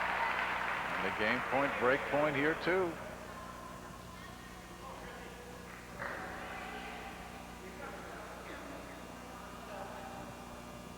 Again under no ad. The game will end right here. Receiver chooses. Play ad court.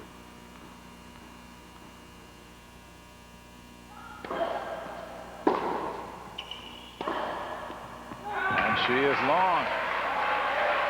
So a break early in the third set for Chrissy Nolan. Takes her up 3-1.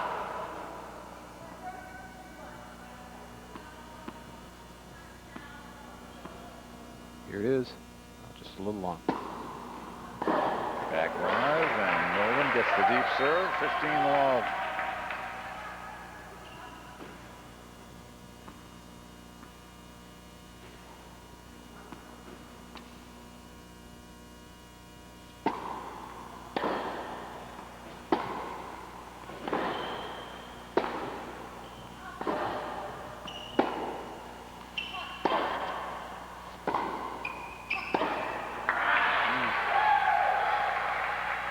Got to keep moving.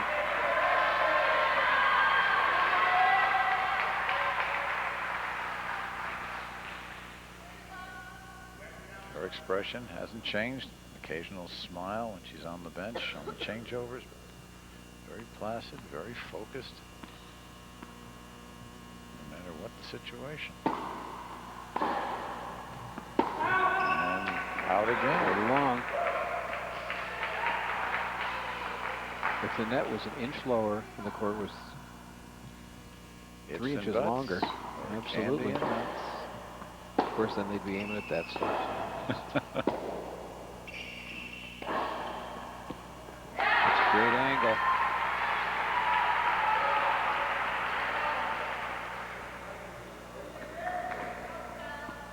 Okay, Chrissy Nolan pops this one up. Michelle steps into it, goes for the angle, catches Chrissy on the wrong foot. Back live.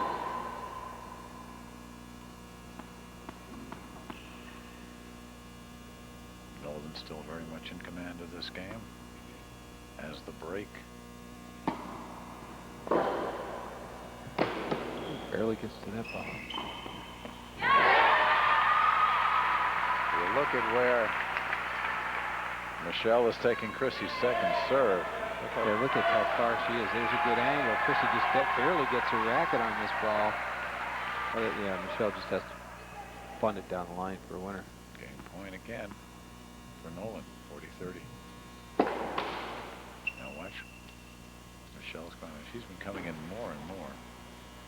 Well, this is the thing she does the best. When she gets in on a short ball and takes it on the rise at her shoulders, she really controls it. You hit some great angles, lots of pop on the ball. See where she is now. Yep. That was a pretty deep serve. Didn't have much angle to put there. Just in. Now we're at game point. So from 40 love with 40 all. Game point, and Michelle will take it to the ad court. And Chrissy holds. Nice wide serve. Good first serve. Michelle didn't get there quite in time. Well, it is moment of truth time for Michelle Matko.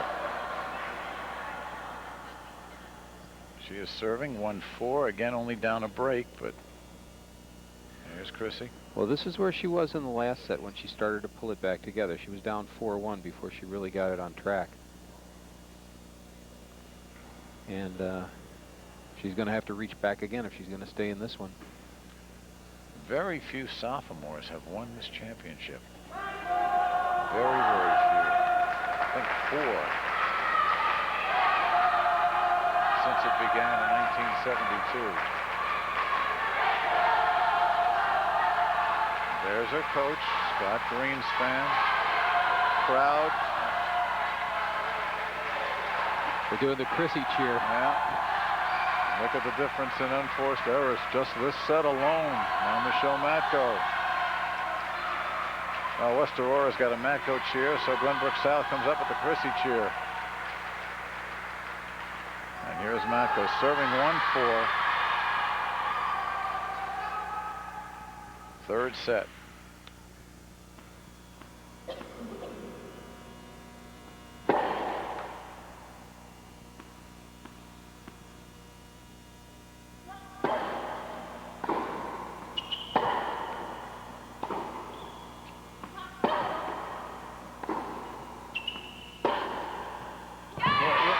The ball like Jimmy Connors. I mean, absolutely flat. Absolutely flat. No margin for error. Great job of moving the ball around. Look at that. Watch here. Just lays the racket back. Yeah, strokes it. Boom. This little topspin.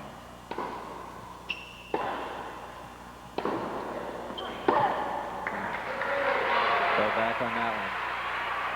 15 all.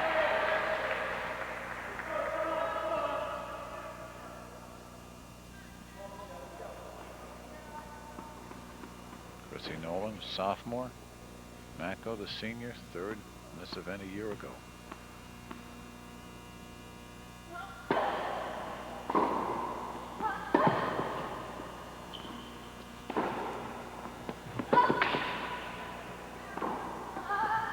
That's great.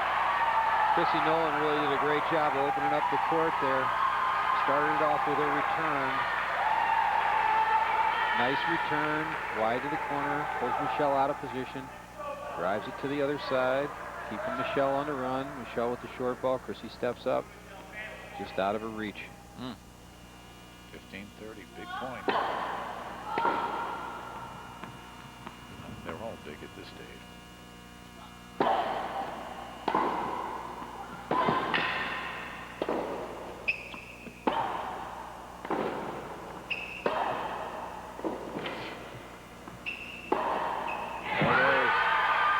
These two tough or what? 30 all. They're not letting up at all. Take that. No, take that. No, take Boom. that. Going. Here's another chance. And this Boom. short ball. Finally ends it.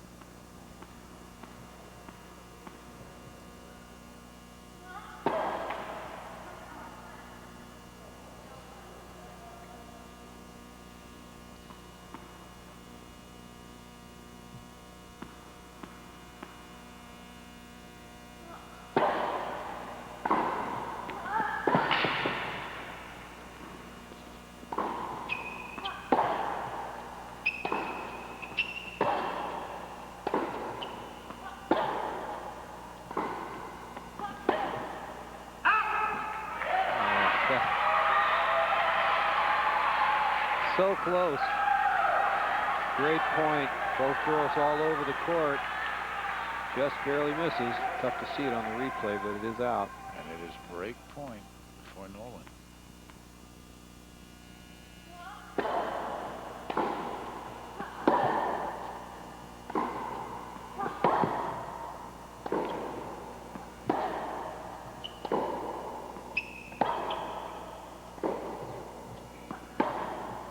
Yeah. That's the shot she was looking for. A little off balance, but she made it work. Opened up the court. Now we're at the no-ad point. So break point, game point, all in one. Critical for her. Beyond critical.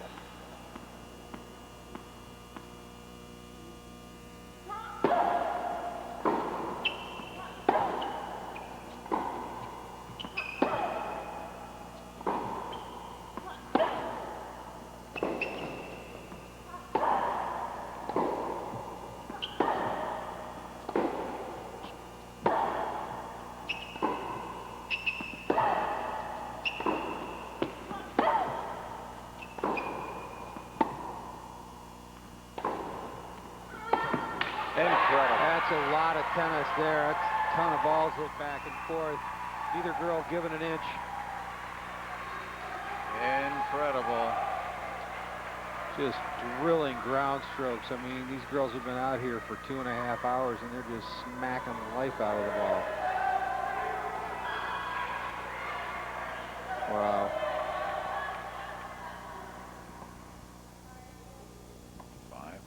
There you see it. Chrissy Nolan. The match is on her racket. What a comeback this will be.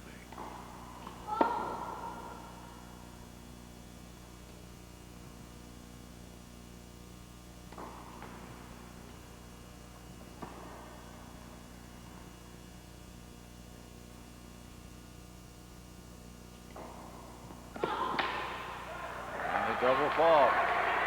Number 5.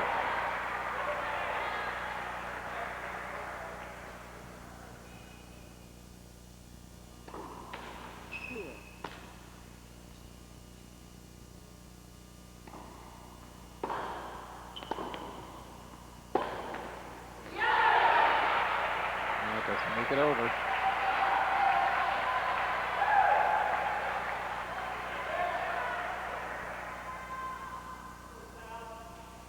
Chrissy gets the ball up. Michelle steps into this, but just catches the top of the net. 15 all.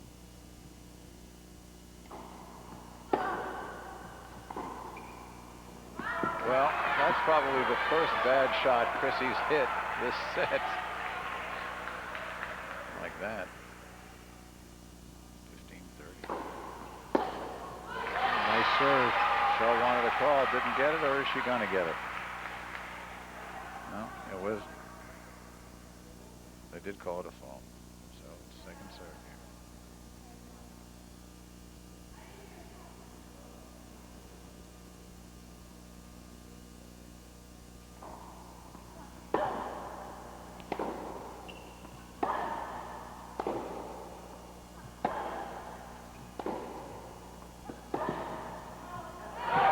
Just long.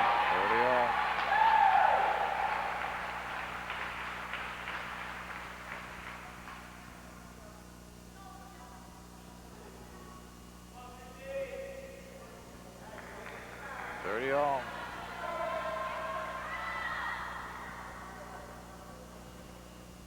Michelle Matko undefeated so far this season.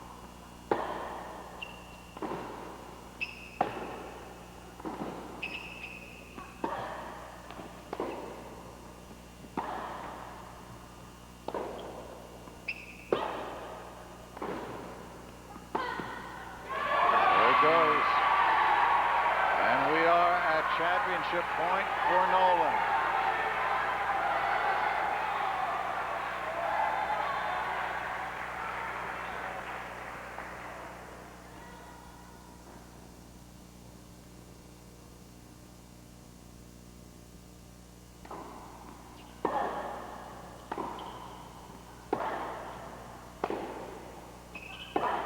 There it is. What a comeback. What an effort by both players. Almost a mirror image of her semifinal. Amazing. Oh, what a match. Chrissy Nolan wins it. 6-7, 7-6, 6-1. She is the 1997 Illinois High School Girls State Tennis Champion, and what an effort she put forth. Only a sophomore. She will be back. Really hung in there. She will sleep well this evening. Let's take a look at the last point, make that our Pepsi play of the match. Chrissy Nolan just doing what she has to do. Keeping that ball in play, keeping it deep. Making sure that the ball stays in play. And that's it, into the net, a final unforced error. There she is. And her coach, the new champ, runs pretty out. excited. Scott Greenspan embracing the winner. And I guess it'll be kind of a mixed bag tonight at the Matko household. The girls winning the doubles, and Michelle with a fine effort coming up short in the singles. There's your winner, the girls state singles champion, Chrissy Nolan, Glenbrook South High School, just a sophomore. And what a match she played. We will be back to wrap things up right after these final words.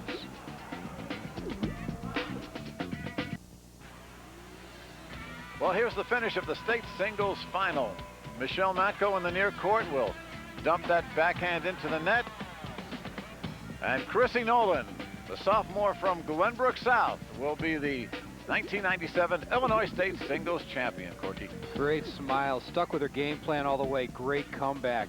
There she is. Boy, that smile's incredible. And she will be back, no doubt, next year. Chrissy Nolan, a big comeback win, both in the semifinals and in the finals. And there's Michelle Matko. She finishes second as a senior and looks forward to college. Meanwhile, her sophomore twin sisters, Stephanie and Natalie, there they are for the second straight year. They're the state doubles champions. They outlasted the team from Champaign Central, Nicole Gringlione and Liz Fraker, in 3 sets, 6-3, 1-6, and 6-4. Got a great story of sticking with the game plan. Kept it together, pulled it out in the end. What a night for the Matko household. So congratulations to all our champions and all our performers tonight. At this time, Sports Channel would like to thank H. David Fry and Mary Struckoff of the Illinois High School Association for making this championship event possible. We'd also like to thank Gene Walker of Prospect High School for her cooperation for the coordination of this event. This game produced and directed, this match produced and directed by Jim Corno Jr., graphics coordinator Jeff Miller, remote facilities provided by Trio Video of Chicago, and our coordinating producer is Dave Turner. Once again, our winners, Chrissy Nolan over Michelle Matko, 6-7, 7-6, 6-1. Earlier, the doubles champions, Natalie and Stephanie Matko, and the team champions once again, West Aurora High School. For Corky Layton, I'm Mike Lederman saying so long for now. The preceding has been an exclusive presentation of Sports Channel and Intersport Television. So long, everybody.